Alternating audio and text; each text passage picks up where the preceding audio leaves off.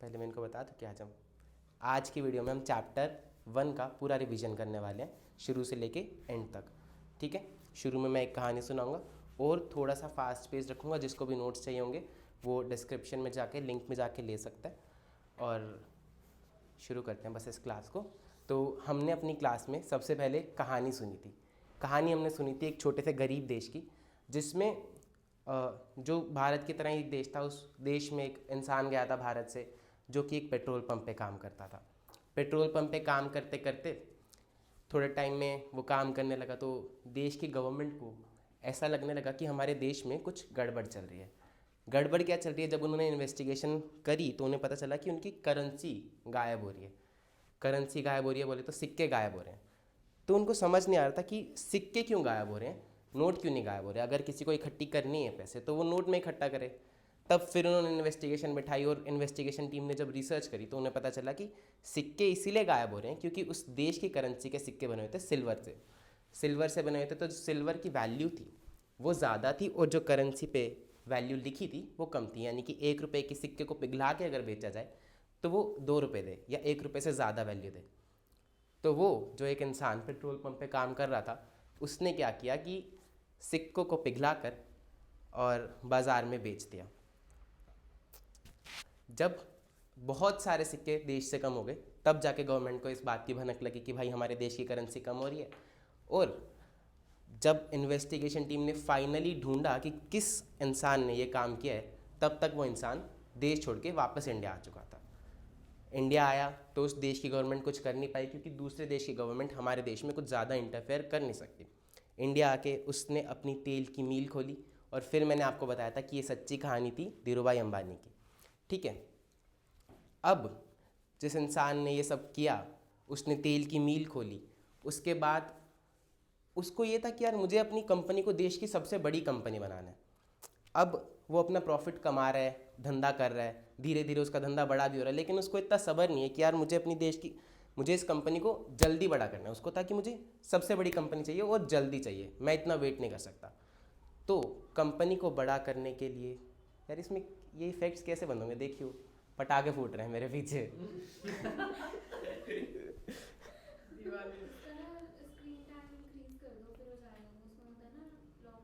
नहीं, मैं जैसे एक्शन करता हूँ ना तो कुछ कुछ इफेक्ट्स आते रहते हैं इसमें। कल गुब्बारे उड़ रहे थे। वीडियो में हो रहा है वो, स्क्रीन सेवर नहीं हो रहा ऑनलाइन। चल छोड़, अब तो चलने दे इसको, जूम पे चल रहा है बात है। अब रहने दे, छोड़। ठीक है, बीच बीच में थोड़े पटाखे जाने चाहिए। नहीं, बोर तो तुम नहीं होगे। वैसे मैंने थोड़ी सी कहानी चेंज कर दी आगे की, तो अभी बस शुरू शुरू की बताते हुए भी मेरे को थोड़ा अजीब लग रहा था क्योंकि मैंने तुम सबको ऑलरेडी बताई हुई है कहानी। ठीक है, बट लेट इट बी। कहाँ पे थे हम? हाँ, कि जब अब किसी भी कंपनी को बड़ा करने की सबसे पहली और सबसे बेसिक रिक्वायरमेंट होती है कि उस कंपनी के पास होने चाहिए पैसे। पैसे कहाँ से आ सकते हैं? उस टाइम पे मिस्टर अश्नीर ग्रोवर होते नहीं थे जिसके पास शार्क टैंक में हम जाएं। तो उस टाइम पे उसने अपने रिश्तेदारों से मदद मांगी, लेकिन उसके रिश्तेदारों के पास भी कुछ खास पैसे थे नहीं। अगर होते तो वो इंसान बेचारा पेट्रोल पंप पे नौकरी करने जाता ही क्यों। फिर उसने सोचा कि पार्टनर्स लेके आएँ। अब पार्टनर्स लाएँ तो कितने पार्टनर्स लाएँ? 1-2 को लाएंगे तो पैसे ज़्यादा आएंगे नहीं। ठीक है, फिर तीसरा तरीका उसने निकाला कि बैंक से लोन लिया जाए। अब बैंक के पास जब वो साहब लेके गए अपनी फाइनेंशियल स्टेटमेंट्स की, ये देखो ये मेरे ज़मीन के कागजात, ये मेरी कंपनी के कागजात, और मुझे लोन दे दो। तो बैंक ने बोला कि भाई हम आपको इतने रुपए का लोन दे सकते हैं। विच ही सेड कि यार ये तो इनफ नहीं है, मुझे अपनी कंपनी को देश की सबसे बड़ी कंपनी बनाना है और मुझे बहुत ज़्यादा पैसे चाहिए। तो बैंक के रूल्स एंड रेगुलेशंस के हिसाब से बैंक वालों ने उसको साफ मना कर दिया कि भाई हम आपको इतने रुपए का लोन दे सकते हैं, अगर आपको चाहिए तो बोलो, नहीं चाहिए तो मत बोलो। ठीक है, तो वो अपनी कंपनी के कागजात लेकर वापस आ गए। फिर उन्होंने एक और नया जुगाड़ निकाला। एक कंट्री में जुगाड़ करके आए थे, फिर यहाँ पर एक और नया जुगाड़ निकाला कि अपने घर से स्टूल लेके गए और मार्केट के बीचों बीच स्टूल रखा और चिल्लाने लगे कि सुनो सुनो सुनो। थोड़ी सी भीड़ इकट्ठी हुई तो उन्होंने अपना प्रपोजल रखा। उन्होंने अपने बारे में बताया कि मेरा नाम धीरूभाई अंबानी है, मैं ये तेल की कंपनी चलाता हूँ और आज मैं आपके सामने प्रपोजल रखना चाहता हूँ कि मेरा विजन है इस कंपनी को देश की सबसे बड़ी कंपनी बनाने का। इस कंपनी को सबसे बड़ा करने के लिए मुझे चाहिए पैसे, और आज मैं आपके सामने प्रपोजल रखता हूँ कि आप इस कंपनी में पैसे लगाइए और जितना मालिक मैं इस कंपनी का हूँ उतनी ही हिस्सेदारी आप भी खरीद सकते हैं। जितनी हिस्सेदारी आपकी होगी, जितना प्रॉफिट मेरा आएगा उतना ही प्रॉफिट आपका रहेगा, जितने पैसे मेरे बढ़ेंगे उतने ही पैसे आपके बढ़ेंगे। आप सभी का भी सपना होगा कि देश की सबसे बड़ी कंपनी हो, आप सब भी अमीर बने, हर रोज़ 9 से 5 की नौकरी करते हुए। तो इस कंपनी में काम मैं करूँगा, लेकिन हिस्सेदारी आपकी भी होगी, ओनरशिप आपकी भी होगी। तो अब बहुत सारी भीड़ थी, तो उसमें से कुछ लोगों को पसंद आया आइडिया और कुछ लोगों को नहीं आया। तो कुछ लोगों ने पैसे लगाए और बाकी लोग चले गए। फिर धीरे धीरे उन्हें जब पैसे मिल गए, उन्होंने इन्वेस्ट किया, उन्होंने अपनी कंपनी को बड़ा किया और बहुत सारे पैसे बना लिए, बहुत बड़ी कंपनी हो गई। जिन भी शेयर होल्डर्स ने पैसे लगाए थे, यहाँ से ये आई थी टर्म शेयर होल्डर, क्योंकि इतने सारे लोगों को हम पार्टनर्स बोलना सही नहीं लग रहा था, तो हमने कहा शेयर होल्डर्स, ठीक है, जिनके पास भी कंपनी का शेयर है, कंपनी का हिस्सा है। अब उन सभी लोगों को अंबानी जी ने पैसे देने शुरू किए, साल दर साल प्रॉफिट्स आते गए, डिविडेंड्स आते गए और उनकी कैपिटल ग्रो होती गई। अब जब इतना टाइम हो गया, देश की सबसे बड़ी कंपनी बन गई Reliance, as you all know, तो उसके बाद दो लोग थे जिन्हें यहाँ पर थोड़ी सी समस्या थी। एक वो लोग जिन्होंने उस वक्त पैसे लगाए नहीं थे, और एक वो लोग जो कंपटीशन थे अंबानी जी का, अब वो बहुत पीछे रह चुके थे। तो उनको लगा कि यार हम भी अगर ऐसे कर लेते, हम भी अगर पैसे ले लेते, तो आज हमारी भी कंपनी शायद इतनी बड़ी होती, हम भी इतने प्रॉफिट्स में होते। और दूसरे वो लोग जिन्होंने पैसे लगाए नहीं थे, उन्हें लगा कि यार काश हम भी अगर पैसे लगा देते तो आज हम भी अमीर बन जाते, हमारे भी पैसे इतने ज़्यादा ग्रो हो जाते। तो अब मार्केट में डिमांड भी क्रिएट हो गई और सप्लाई भी क्रिएट हो गई, तो अब और लोग आने लगे, धीरे धीरे करके लोग पैसे भी लगाने लगे। फिर उसके बाद एक बंदा आता है मार्केट में जिसका नाम था विजय माल्या। उसने भी सेम प्रपोजल रखा एक दिन कि यार मैं भी अपनी कंपनी को बहुत बड़ा कर दूंगा और मैं भी अंबानी जी की तरह आपको बहुत सारे प्रॉफिट्स दूंगा। लोगों ने उस पर भरोसा करके पैसे लगाए और कुछ सालों तक उसने भी बहुत प्रॉफिट्स दिए। सबसे पहले उसने किंगफिशर खोली, फिर उसने एयरलाइंस की कंपनी खोली और फिर उसने क्रूज शिप्स खरीदी। धीरे धीरे करके बहुत पैसे बढ़ रहे थे, साल दर साल प्रॉफिट्स भी बढ़ रहे थे, कैपिटल बढ़ रही थी लोगों की, और लोग बहुत खुश थे कि चलो हमें भी एक अच्छी अपॉर्चुनिटी मिल गई। फिर क्या हुआ, एक दिन जब उन्हें पता लगता है कि विजय माल्या इस देश को छोड़ के चला गया और उनकी सारी कैपिटल डूब गई, तब मार्केट में एक वैक्यूम क्रिएट हुआ, ट्रस्ट इशू क्रिएट हो गया कि अब लोग पैसे लगाएं तो कैसे लगाएं। हालांकि वो लगाना चाहते हैं लेकिन लगा नहीं पा रहे, किस पे ट्रस्ट करें, कैसे पता चलेगा। और सामने जो बंदा कॉम्पिटिटर, जो नया बिजनेसमैन है, वो आ रहा है लेकिन उसको पैसे मिल नहीं रहे हैं। तो पैसे उसको चाहिए, ये पैसे लगाना भी चाह रहा है, लेकिन अब एक दूसरे पे भरोसा नहीं रहा। इस प्रॉब्लम को सॉल्व करने के लिए सारे लोग जाते हैं मिलकर गुरुजी के पास, जिन्होंने भी पैसे लगाए थे, जिनके भी पैसे डूबे, कि गुरुजी हमारी रक्षा कीजिए, हमें बताइए कि क्या करना चाहिए। उन्होंने समझाया कि देखो हमने पैसे लगाए थे, हम अपनी नौकरी पे हर रोज़ जाते हैं और पैसे लगा रहे हैं इनको ताकि हमें प्रॉफिट्स मिले, लेकिन ये हमारे पैसे लेके दूसरे देश भाग जा रहे हैं और इनको सरकार भी नहीं पकड़ पा रही है। अब हमारे पैसे से हम मज़े नहीं कर पा रहे, लेकिन वो बहुत मज़े कर रहे हैं, ठीक है। तो हम चाहते हैं पैसे लगाना, हम चाहते हैं कि हमारी कैपिटल ग्रो, लेकिन किसी ऐसे इंसान पर लगाना जिस पे हम ट्रस्ट कर सकें। ये बात चली रही थी कि इतने में पीछे से छोटे अंबानी जी भी आ गए। अब धीरू भाई अंबानी तो रही नहीं, तो रिलायंस चलाते हैं, 2 अंबानी ब्रदर्स। तो उसमें से छोटे अंबानी जी गुरुजी के पास आए भागे भागे कि गुरुजी मेरी भी मदद करो। तो गुरुजी ने उससे पूछा कि आपको क्या मदद चाहिए। तो उन्हें ये मदद चाहिए थी कि जब से विजय माल्या भागा है, मुझे लगा कि यार मेरी भी तो कंपनी है, मेरी भी तो कितने सारे एम्प्लॉयज़ हैं, मेरी भी तो कितनी सारी ब्रांचेज है, तो मैं किस किस पे भरोसा करूं। मैं सबका काम तो पर्सनली जाके देख नहीं सकता। तो अब मुझे ये नहीं समझ में आ रहा कि वो जो ब्रांच वाला एम्प्लॉय है, अगर वो मेरे को फाइनेंशियल स्टेटमेंट्स भेज रहा है तो वो कितनी सही और कितनी गलत है, और अगर कल को उसने फ्रॉड करा तो लोग तो मुझे आके पकड़ेंगे। तो उनको भी ये समस्या थी। फिर एक और बंदा आया, नया बिजनेसमैन, भागा भागा, उसको भी एक समस्या थी कि गुरुजी आज मैं अपनी कंपनी शुरू करना चाहता हूँ, मैं शेयर होल्डर से पैसे चाहता हूँ, लेकिन वो देंगे नहीं क्योंकि उनको ट्रस्ट इश्यूज है, विच इज़ फाइन। लेकिन अब तो मैं बैंक के पास कागज़ लेके जा रहा हूँ तो वो भी नहीं मान रहा है। वो भी कह रहा है कि अपनी फाइनेंशियल स्टेटमेंट्स का आपकी फाइनेंशियल स्टेटमेंट्स पे मैं भरोसा कैसे करूँ। तो अब सबको एक दिक्कत आ गई कि सबसे पहले दिक्कत आई शेयर होल्डर्स को कि हम किस पे ट्रस्ट करें, किस पे पैसे लगाएं। दूसरी दिक्कत आई छोटे अंबानी जी को कि मैं अपने एम्प्लॉयज़ पे कैसे ट्रस्ट करूं।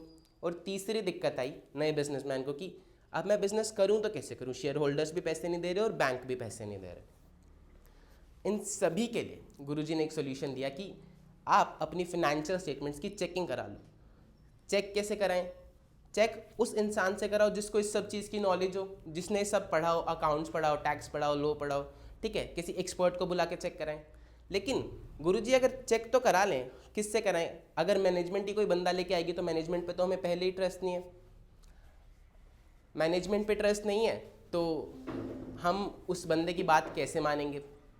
तो गुरुजी बोले कि इंडिपेंडेंट बंदा लेके आओ, कोई ऐसा बंदा जो कंपनी की तरफ से ना आए, ठीक है, जिसको तुम लोग मिलके अपॉइंट करो, जिस पे तुम ट्रस्ट कर सको ऑलरेडी। अब क्योंकि वो कंपनी की तरफ से नहीं आया है तो वो मानेगा, तो तुम उसकी बात पे ट्रस्ट कर पाओगे कि भाई इसने अपनी सही ओपिनियन दिया चेक करके, ठीक है।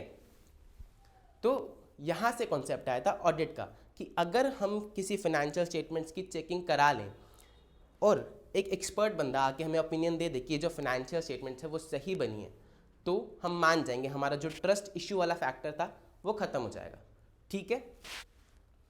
तो अब हमने सबसे पहले सुना था, जब ये कहानी समझ में आ गई, जब हमें पता चल गया कि इसका ये समाधान है, तो हमने पढ़े थे बेनिफिट्स ऑफ ऑडिटिंग, ठीक है। पेज नंबर बताओ, पेज नंबर क्या है? पेज नंबर 6 पे आ जाओ।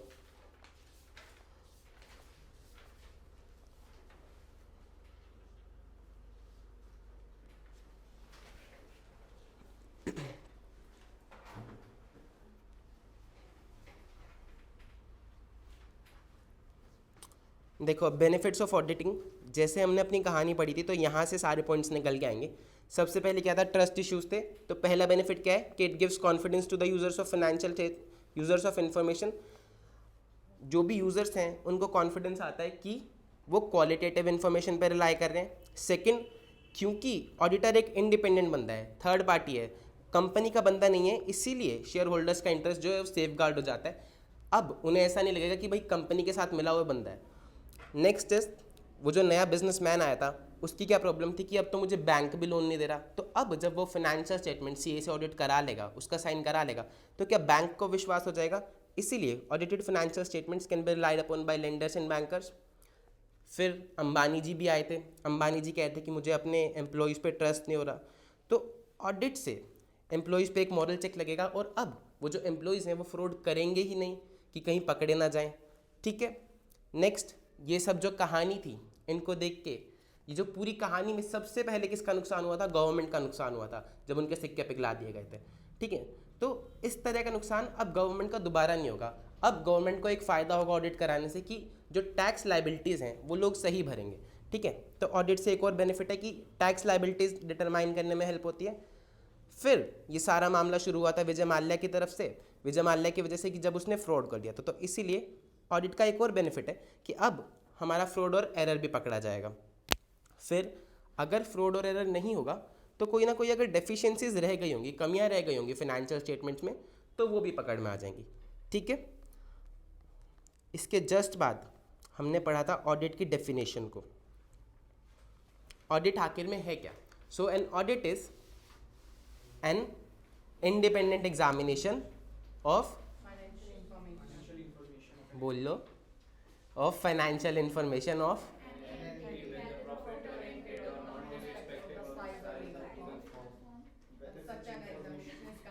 अलग अलग क्यों बोल रहे हो? An audit is an independent examination of financial information. Independent का मतलब हमने आपको बताया कि एक तीसरा बंदा होगा, और इसको हम क्या लिखते हैं कि judgement of a person is not subordinate to the wishes and direction of another person who might have engaged him. कि मैनेजमेंट ने ऑडिटर को एंगेज किया तो उसकी जजमेंट मैनेजमेंट के अधीन नहीं होगी, ठीक है। With the profit of an entity, entity लिखा है, कंपनी नहीं लिखा है। एंटिटी बोले तो कुछ भी हो सकती है, चाहे वो कंपनी हो, चाहे वो पार्टनरशिप फर्म हो, चाहे वो सोल प्रोप्राइटरशिप हो, वेदर प्रॉफिट ओरिएंटेड और नॉट। जैसे कि हमने आपको बताया था कि यूट्यूब पे आप कितने सारे एड्स देखते हो जिसमें वो बोलते हैं कि ये गरीब बच्चा है, इसकी मदद करो, इसको बीमारी हो गई है, या फिर सड़क पे हमें जानवर मिला है जिसका एक्सीडेंट हो गया तो हम इसकी मदद करेंगे। तो ऐसे ऐसे लोग भी तो आपसे पैसे मांग रहे हैं ना, और कल को अगर वो आपके पैसे लेके कहीं घूमने फिरने चले जाएँ तो आपको बहुत बुरा लगेगा कि हमने तो किसी की मदद के लिए पैसे दिए थे। इसीलिए उनका भी ऑडिट हो सकता है, whether profit oriented or not and irrespective of its size और legal form, ठीक है। जो नया बिजनेसमैन था उसने भी अपनी एंटिटी का ऑडिट कराया, जबकि उसने तो अपनी कंपनी शुरू ही की थी, और अंबानी जी ने भी अपनी कंपनी का ऑडिट कराया कि उनकी कंपनी तो बहुत सालों से चल रही थी। तो चाहे साइज छोटा हो चाहे बड़ा हो, चाहे कंपनी हो चाहे एनजीओ, कोई भी लीगल फॉर्म, चाहे पार्टनरशिप हो चाहे सोल प्रोप्राइटरशिप हो, कोई भी ऑडिट करा सकता है, ठीक है। किसी का भी ऑडिट हो सकता है। An audit is an independent examination of financial information of an entity, whether profit oriented or not, and irrespective of its size or legal form. When such an examination is conducted with a view to expressing an opinion thereon. अब आपने एक बंदे को audit करने भेजा, उसने audit करी, वो ऑडिट करके अपने घर चला गया, तो क्या उससे आपको कोई फ़ायदा होगा? नहीं होगा ना। जब वो आपको आके बताएगा कि भाई मैंने ऑडिट ये करी और मैंने ये देखा, इसमें ये गलतियाँ निकली या फिर ये फाइनेंशियल स्टेटमेंट सही है, तब आपका उस पर विश्वास बढ़ेगा। तो ऑडिट का मेन रीज़न क्या होता है, ऑडिट का मेन पर्पज़ क्या होता है? टू एक्सप्रेस एन ओपिनियन, ठीक है, जिससे कि लोगों का कॉन्फिडेंस बढ़े। अब बोलोगे आप एक बारी ऑडिट की डेफिनेशन साथ में, बोलो। N audit is an of, मैं रुको ऐसे मत बोलो, कुछ शब्द मैं बोलूँगा उसके आगे आप पूरा करना। An audit is an of whether and irrespective of size or legal form when such an examination with a view to express an opinion thereon, ठीक है। फिर जब हमने सारी कहानी सुनी थी तो उसके बाद हमने कहा था कि ऑडिट का पर्पस क्या है। जब ये सारी कहानी हुई थी, सबसे बड़ी प्रॉब्लम क्या थी? ट्रस्ट इश्यूज़ की। और एक ऑडिटर आएगा तो इस ट्रस्ट इशू को सॉल्व करेगा। तो ऑडिट का पर्पस है to enhance the degree of confidence of intended users of financial statement by the expression of an opinion by the auditor on whether the financial statements are prepared in all material respects in accordance with AFRF, ठीक है। अब यहाँ पर दो चीज़ें थी, which is material respects और second is AFRF। AFRF को मैंने आपको समझाया था कि हिंदी में हम बोलेंगे कानून। AFRF होता क्या है? Applicable financial reporting framework. अब वैसे आप सभी कर चुके ऑडिट, तो AFRF अब हम यहाँ पर भी एक्सप्लेन कर सकते हैं। AFRF जैसे कि एक कंपनी पे शेड्यूल 3 लगता है और पार्टनरशिप फर्म में पार्टनरशिप एक्ट लगता है। Partnership firm T shape balance sheet बनाएगी और कंपनी शेड्यूल 3 के हिसाब से बैलेंस शीट बनाएगी, ठीक है। तो उसको हम बोलते हैं AFRF, जो भी फाइनेंशियल रिपोर्टिंग फ्रेमवर्क कंपनी पे एप्लीकेबल है, एंटिटी पे एप्लीकेबल है। फाइनेंशियल रिपोर्टिंग फ्रेमवर्क क्या होता है? जिस भी फॉर्म में आप अपने फाइनेंशियल्स को रिपोर्ट करते हैं, जैसे कि कंपनी करती है शेड्यूल 3 के हिसाब से, इसके नाम में ही तीनों शब्द है, फाइनेंशियल रिपोर्टिंग फ्रेमवर्क, ठीक है। जिस भी फ्रेमवर्क के हिसाब से फाइनेंशियल्स को रिपोर्ट किया जाता है, एप्लीकेबल फाइनेंशियल रिपोर्टिंग फ्रेमवर्क। दूसरा शब्द था इन ऑल मटेरियल रिस्पेक्ट्स। इसके लिए मैंने आपको समझाया था कि अगर ऑडिटर आए, चेकिंग करी उसने और फिर उसने आप सबको फ़ोन घुमा दिया कि सुनो मैं बताता हूँ अंबानी जी के फाइनेंशियल स्टेटमेंट्स में क्या फ्रॉड है। आप सब लोग सुबह सुबह उठ के तैयार होकर आए, मेरी क्लास में तो वैसे तुम टाइम से नहीं आते हो, लेकिन वहाँ पर टाइम से पहुँच गए कि चलो आज बताएंगे कि ऑडिटर साहब ने क्या फ्रॉड पकड़ा। और वो आपको सुबह 9 बजे बुला के बता रहा है कि हमने पूरे 20 रुपए का चाय के बिल का फ्रॉड पकड़ा है। फिर आप उसे मारोगे और किसी ऑडिटर के साथ ऐसी पिटाई ना हो, क्योंकि आप ही लोग ऑडिटर बनने वाले हो। इसलिए हमने डेफिनेशन में इसलिए हम बोलते हैं कि इन ऑल मटेरियल रिस्पेक्ट्स वो चेक करेगा कि जो फाइनेंशियल स्टेटमेंट्स हैं वो AFRF के हिसाब से बनी है या नहीं बनी, ठीक है। एक बारी पढ़ लो यार, तुम्हें आती तो है, तुम बोलो ना। The purpose of an audit is by the whether the financial statements are prepared in all material respects in accordance with AFRF। AFRF बोले तो एप्लीकेबल फाइनेंशियल रिपोर्टिंग फ्रेमवर्क, ठीक है। उसके बाद हमने एक टॉपिक पढ़ा था कि ऑडिट वॉलेंट्री है या नॉन वॉलेंट्री है। क्या ऑडिट सबको करानी पड़ेगी या कोई भी ऑडिट करा सकता है?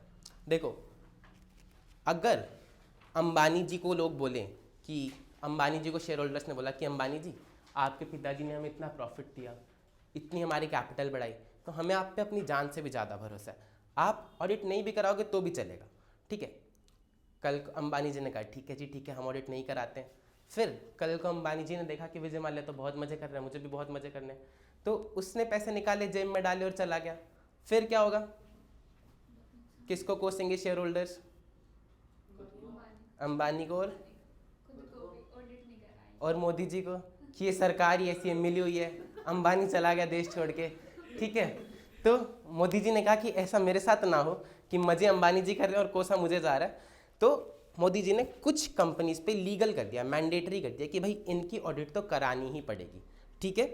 अब किन कंपनीज को ऑडिट करानी पड़ती है? जो कि कंपनी लॉ में लिखा है। फॉर एग्जांपल लिस्टेड कंपनीज, इनको ऑडिट करानी पड़ती है। अब जो एक इंसान बहुत खुश हो रहा था ये सब देख के कि भाई चलो उस ऑडिट कराएंगे, कौन खुश हो रहा था सबसे ज़्यादा, जिसका कुछ लेना देना भी नहीं था? गवर्नमेंट। गवर्नमेंट कह रही है कि भाई देखो, मोदी जी ने कहा है कि कुछ कंपनीज का ऑडिट कराना, लेकिन अब अगर ऑडिट को वॉलेंट्री कर दिया तो फिर हमारा तो फिर से नुकसान होना शुरू कर जाएगा, कोई फिर से लोग टैक्स में चोरी करेंगे। इसीलिए गवर्नमेंट ने भी कुछ एक लिमिट सेट कर दी, टैक्स डिपार्टमेंट ने, कि भाई 10 करोड़ से अगर आपकी लिमिट ऊपर जाती है, आपकी इनकम ऊपर जाती है, तो आपको टैक्स ऑडिट कराना मैंडेटरी है, चाहे आप कंपनी हो, चाहे आप पार्टनरशिप फर्म हो, चाहे आप कुछ भी हो। ठीक है, अगर 10 करोड़ से ऊपर आपकी इनकम जाती है तो आप टैक्स ऑडिट कराएंगे। समझे? तो ऑडिट ऐसा ज़रूरी नहीं है कि हमेशा मैंडेटरी होती है, लेकिन अगर आप इन दो चीज़ों में फॉल करते हो कि कंपनी लॉ के हिसाब से अगर मैंडेटरी है या फिर टैक्स लिमिट के हिसाब से मैंडेटरी है, तो आपको ऑडिट मैंडेटरीली कराना है। अब एक स्कूल है, उसको अपने बच्चों को पढ़ाना है, तो उसने कहा कि गवर्नमेंट से कि गवर्नमेंट जी मुझे ना थोड़े से पैसे दे दो, बेंच वेंच कम पड़ रहे हैं स्कूल में, हमारे पास इतने पैसे हैं नहीं। गवर्नमेंट ने कहा कि आप शिक्षा का काम करो, अच्छा काम करो, तो हम आपको दे देंगे, लेकिन आप फाइनेंशियल स्टेटमेंट्स दो। फाइनेंशियल स्टेटमेंट्स दी, फिर बोल रहे कि अब हम कैसे भरोसा करें, या तो ऑडिट करा के लाओ। अब स्कूल के पास दो ऑप्शन है कि या तो वो ऑडिट करा के लाए और पैसे ले ले, ठीक है। अगर वो ऑडिट नहीं कराता है तो वो कहे कि तुम अपनी ग्रांट रखो, मैं अपने फाइनेंशियल स्टेटमेंट्स रखता हूँ, तो ऐसा कर सकता है, ठीक है। कुछ एंटिटीज़ कराती हैं ऑडिट ताकि कुछ बेनिफिट मिल सके। फॉर एग्जांपल, जब नया बिजनेसमैन गया था, ठीक है, उसने कहा कि बैंक जी लोन दे दो, बैंक ने बोला कि ऑडिट करा के लाओ, तो क्या रखो अपने पैसे, मैं नहीं करा रहा ऑडिट। तो ज़रूरी नहीं है कि उसको ऑडिट कराना है, अगर उसको पैसे चाहिए तो ऑडिट करा ले, नहीं चाहिए तो नहीं कराए, ठीक है। तो पढ़ेंगे, it is not necessary that audit is always legally mandatory. There are entities like companies who are compulsorily required to get their account audited under law. कुछ एंटिटीज़ है जिनको कंपल्सरी ऑडिट कराना ही पड़ता है, और कुछ एंटिटीज़ को टैक्स लॉज के अंदर कराना पड़ता है, जैसे कि 10 करोड़ की जिनकी लिमिट होती है, ठीक है। ये भी पॉसिबल है कि कुछ एंटिटीज़ लाइक स्कूल्स ऑडिट करा लें for the purpose of obtaining grant और असिस्टेंस फ्रॉम द गवर्नमेंट, ठीक है। एंड और खाली स्कूल्स नहीं यार, जैसे कि हॉस्पिटल हो गया, कोई भी जो चैरिटी का काम करना चाहता है, जो अच्छा काम करना चाहता है, गवर्नमेंट उनको ग्रांट दे देती है अगर वो अपने अकाउंट ऑडिट कराएं और गवर्नमेंट में अप्लाई करें तो। आपने सुना है मेक इन इंडिया, तो जब स्टार्टअप्स करते हैं लोग तो उनके लिए भी गवर्नमेंट ग्रांट देती है, लेकिन कब? जब उनके अकाउंट्स सही हों, उन पर भरोसा हो गवर्नमेंट को, ठीक है। लास्ट लाइन में फिर से ये लिखा कि लीगली मैंडेटरी नहीं है, लेकिन बहुत सारी एंटिटीज़ अकाउंट ऑडिट करा लेती हैं because of the benefits from the process of audit. जो भी बेनिफिट्स होते हैं, बेनिफिट्स हमने पढ़े 6 पॉइंट थे शुरू वाले कहानी वाले, कि हर एक इंसान का एक बेनिफिट था, तो इसीलिए कुछ लोग ऑडिट करा लेते हैं। पढ़ लो इसको एक बारी।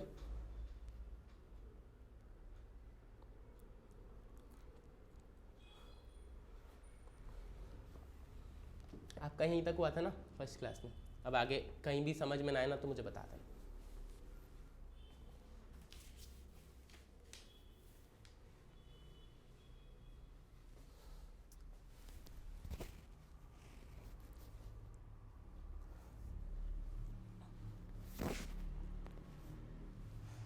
पढ़ लिया, ठीक है। कहानी पे वापस आ जाओ। कहानी में क्या था कि सारे शेयर होल्डर्स गए थे पेड़ के नीचे, मांग रहे थे गुरुजी से मदद। गुरुजी ने सजेस्ट किया कि भाई ऑडिट करा लो, तो अब शेयर होल्डर्स बहुत खुश कि कोई बाहर से आएगा, मैनेजमेंट की वाट लगाएगा। शेयर होल्डर्स ने चिढ़ाना शुरू किया मिस्टर छोटे अंबानी को कि अब देखना, अब हम ऑडिट कराएंगे, एक ऑडिटर आएगा तुम्हारे कान के नीचे लगाएगा और सारी इन्फॉर्मेशन तुमसे निकलवा लेगा, ठीक है। अब तुम बताना, अब तुम कैसे फ्रॉड करोगे? ऐसे कॉलर पकड़ेगा, सारे सोफे वोफे फाड़ देगा, सब कुछ करेगा और सारी इन्फॉर्मेशन तुम्हें देनी पड़ेगी, ठीक है। तो अंबानी जी को लग गया डर, अंबानी जी क्राइंग इन द कॉर्नर कि अब मेरे साथ क्या होगा। तो अब अंबानी जी ने गुरुजी के पैर पकड़ लिए कि गुरुजी देखो, फ्रॉड किया विजय माल्या ने, भागा वो, मजे वो कर रहा है, सज़ा मुझे क्यों मिलनी चाहिए? मैंने तो कल ही सोफे लगवाए थे, अब ऑडिटर आएगा फाड़ देगा तो मैं क्या करूँगा, ठीक है। तो गुरुजी ने उसको समझाया कि भाई ऐसा नहीं होता। जब इन्होंने पिक्चरों में देखा कि एक बंदा आता है, सोफे फाड़ता है, दीवारें तोड़ता है, चाटे मारता है, वो होती है इन्वेस्टिगेशन। इन्वेस्टिगेशन तब कराई जाती है जब आपको सस्पेक्टेड हो कि भाई फ्रॉड हुआ है ऑर्गेनाइजेशन में, ठीक है। ऑडिट कभी भी इसलिए नहीं होती कि आपको सस्पेक्टेड है फ्रॉड हुआ है। ऑडिट सिर्फ इसलिए होती है कि एक बाहर से बंदा आएगा, आपसे प्यार से बात करेगा कि सर फाइनेंशियल स्टेटमेंट्स दे दो, आप दिखाओगे, वो देखेगा कि सही बने क्या नहीं बने, सही बनेंगे तो बता देगा, नहीं बनेंगे तो बता देगा, ठीक है।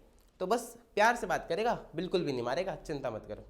तो हमने क्या समझा? इन्वेस्टिगेशन हमेशा प्री कंसीव्ड नोशन के स्टार्ट होती है, पहली से धारणा से स्टार्ट होती है कि भाई इस एंटिटी ने फ्रॉड किया ही है। जैसे कि आपने हर्षद मेहता वाली सीरीज़ में देखा होगा, अगर आपने देखी है तो, कि इस डिपार्टमेंट ने, इस बंदे ने फ्रॉड किया ही है। फिर एक बंदा जाता है और उससे बातें निकलवाता है, क्योंकि जब हमें ये सस्पेक्टेड होता है कि भाई इसने फ्रॉड किया ही है, तो हम ये तो नहीं मान के चलेंगे कि भाई सीधा बंदा है, सारी बातें बता देगा चुपचाप। जब वो फ्रॉड कर रहा है तो वो चुपचाप तो सारी बातें बताएगा नहीं, तो उससे बातें निकलवानी पड़ेंगी। इसीलिए आता है इन्वेस्टिगेशन का रूल। ठीक है,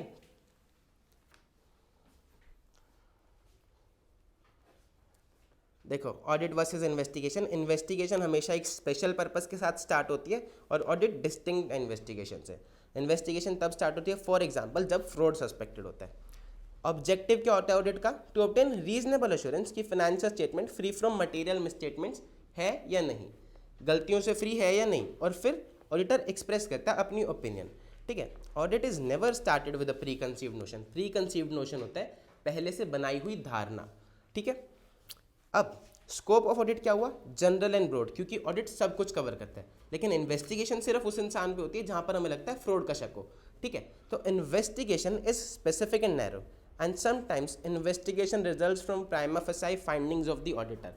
कि कभी कभी ऑडिटर ऑडिट करता है और उसको लगता है कि भाई इस डिपार्टमेंट में डेटा गड़बड़ है कुछ, या फिर पूरी बातें बता नहीं रहे डिपार्टमेंट वाले, तो ऑडिटर ने जाके मैनेजमेंट को बताया और मैनेजमेंट ने जाके इन्वेस्टिगेशन करवा दी कि भाई देखो ये क्यों नहीं बता रहे पूरा डेटा, या क्या छुपा रहे हैं, क्या ही कहीं इस डिपार्टमेंट में फ्रॉड तो नहीं हुआ। ठीक है, पढ़ लो एक बारी। Investigation sometimes results from prima facie findings of the auditor. Auditor might give some findings of concern and such findings may prompt for investigation. Auditor ने कुछ फाइंडिंग दी कि भाई आपके इस डिपार्टमेंट में, परचेज डिपार्टमेंट में या सेल्स डिपार्टमेंट में कुछ ऐसा डेटा मिला, या फिर जो मैनेजमेंट का बिहेवियर था, परचेज हेड का बिहेवियर था, वो सही नहीं था, वो सारी डेटा बता नहीं रहा था, कुछ कुछ छुपा रहा था। तो आप चेक कर सकते हैं, हमें अपनी ऑडिट में एज सच अभी कुछ मिला नहीं है। ठीक है, तो इस रिजल्ट से भी मैनेजमेंट इन्वेस्टिगेशन करा सकते हैं उस डिपार्टमेंट के ऊपर। ठीक है, तो इसलिए देखा sometimes investigation results from prima facie findings of auditor.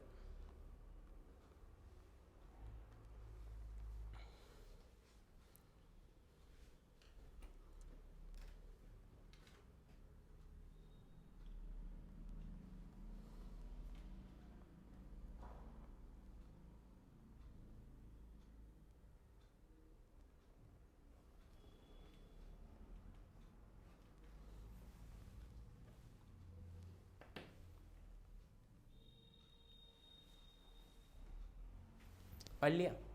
समझ में आ रहा है ना? ठीक है, कुछ नहीं आया तो मेरे को बता देना। अब जब अंबानी जी ने पैर पकड़े कि सर ऐसे मत करो, उसकी सज़ा मुझे मत दो, गुरु जी ने उसको समझाया कि इन्वेस्टिगेशन और ऑडिट अलग होता है, तो फिर अंबानी जी ने फिर शेयर होल्डर को बोला कि अब बोलना, अब तो ऐसे तो मेरे को तो नहीं मारेगा, वो प्यार से बात करेगा।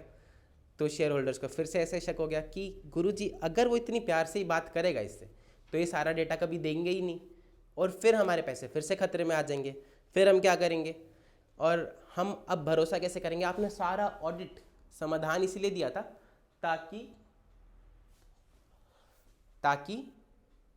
ट्रस्ट इश्यूज सॉल्व हो सकें।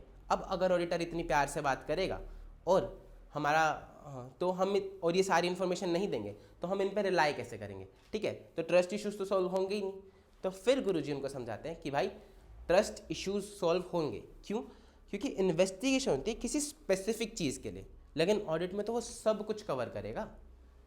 इन्वेस्टिगेशन में तो तुम्हें पता होता है कि भाई फ्रॉड है, तो वो सिर्फ परचेज डिपार्टमेंट में करता है, लेकिन अगर सेल्स डिपार्टमेंट का फ्रॉड तुम्हें पता ही ना हो तो इन्वेस्टिगेटर कुछ नहीं करेगा। लेकिन ऑडिट में तो वो purchase, sales, marketing, budgeting etcetera etcetera सब कुछ कवर करेगा। ठीक है, तो ऑडिट के स्कोप में हम पढ़ते हैं कि it is coverage of all aspects of the entity, सारे एस्पेक्ट्स को कवर करेगा एक ऑडिटर। ठीक है, फिर जब सब कुछ देखेगा तो वो साथ में ये भी देखेगा कि जो भी फाइनेंशियल इंफॉर्मेशन मैनेजमेंट उसको दे रही है, क्या वो पूरी दे रही है और क्या वो भरोसेमंद है। ठीक है, रिलायबिलिटी भी देखेगा और सफिशिएंसी भी देखेगा फाइनेंशियल इंफॉर्मेशन की। और तीसरी चीज़, जब फाइनेंशियल इंफॉर्मेशन देख ली उसने, सारे बिल्स वाउचर्स देख लिए, फिर क्या करती है मैनेजमेंट? एंट्री करती है, एंट्री करके फाइनेंशियल स्टेटमेंट्स बनाती है। तो वो ये भी देखेगा कि उन्होंने सारी चीज़ें प्रॉपरली डिस्क्लोज की हैं क्या नहीं की हैं, लो के दायरे में की हैं क्या नहीं की हैं, जो भी जजमेंट्स मैनेजमेंट ने अपनी लगाई हैं वो सही लगाई हैं क्या नहीं लगाई हैं। जजमेंट्स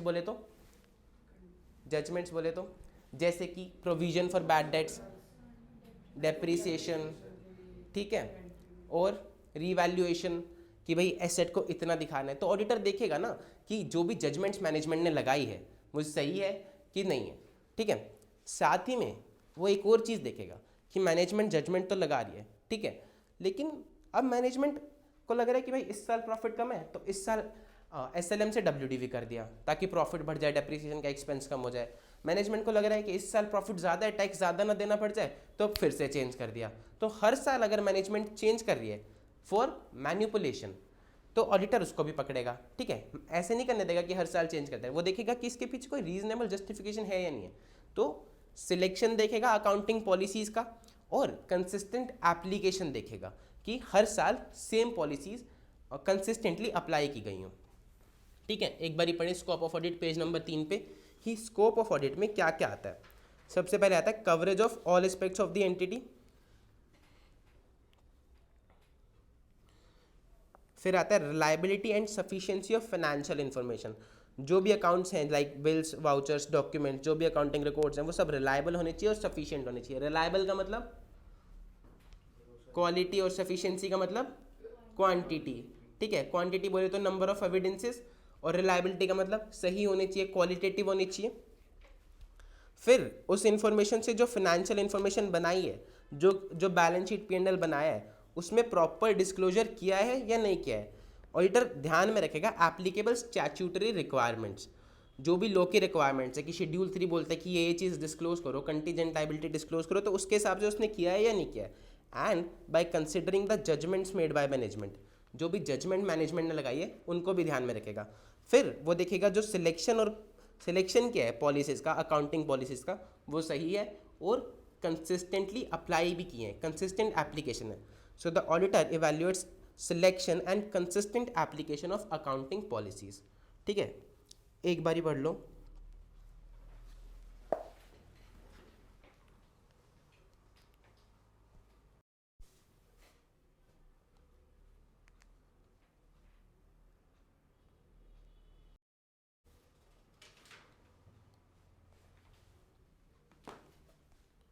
नोट्स चाहिए? अच्छा,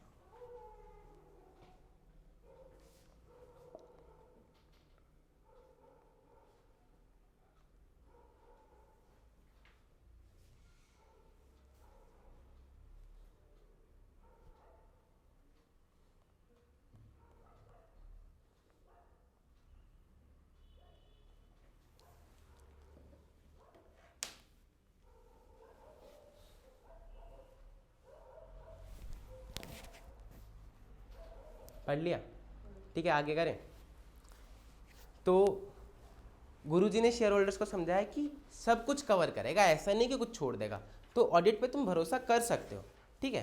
तो उनको फिर से सवाल आया कि सब कुछ कवर भी कर लेगा और इन्फॉर्मेशन भी सारी सही सही लेगा, ऐसे कैसे कर लेगा? वो ऑडिटर है, भगवान थोड़ी है, कैसे कर लेगा? एग्जैक्टली आप हमें बताओ कि ऑडिटर ऑडिट करेगा कैसे, विच इज पेज नंबर 1 पे आज।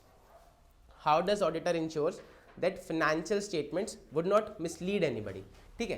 तो वो समझाते हैं कि भाई देखो, जैसे हम अपने 11th क्लास में अकाउंट्स के क्वेश्चन सॉल्व करते थे, क्वेश्चन में लिखी होती थी 4 एडजस्टमेंट्स, तो हम सबसे पहले एक एडजस्टमेंट उठाते थे उसको करते थे, दूसरी उठाते थे उसको करते थे।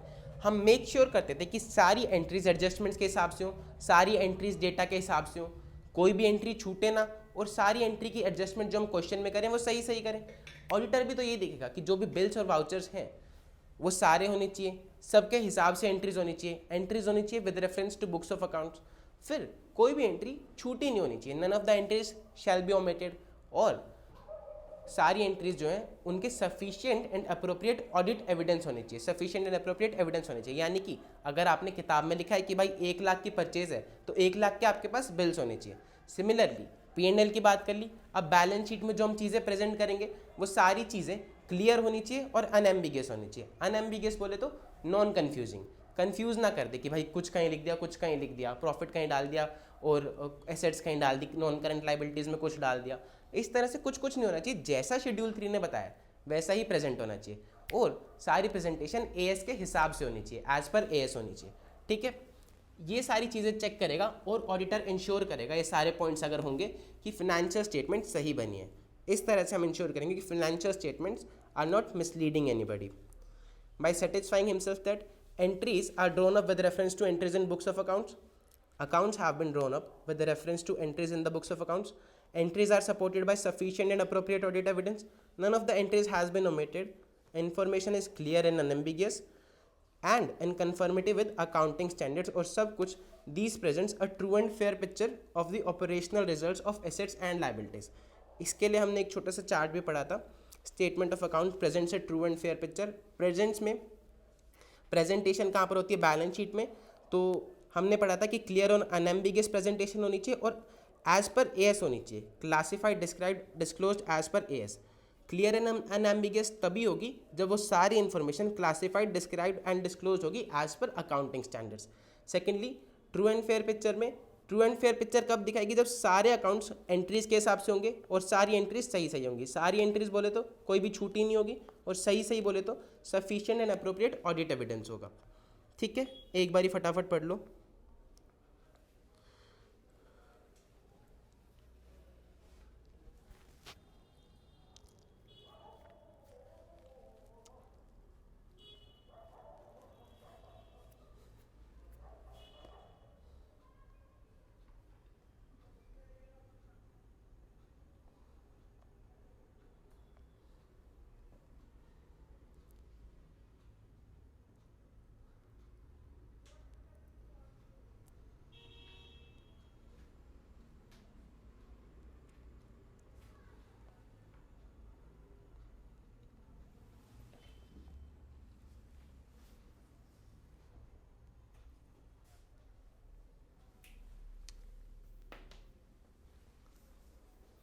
पढ़ लिया?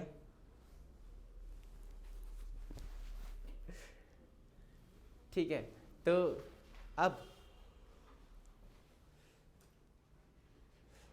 जब उन्होंने उसको समझा दिया कि ऑडिटर एक्चुअली में ऑडिट करेगा कैसे, ऐसे करेगा, एक एक चीज़ देखेगा और आप उसकी बात पर रिलाई कर सकते हो. ठीक है, तो ये सारी बातें सुन के ना मिस्टर झुंझुनवाला बहुत एक्साइटेड हो गए. शेयर होल्डर्स के बीच में बैठे थे सबसे बड़े इन्वेस्टर.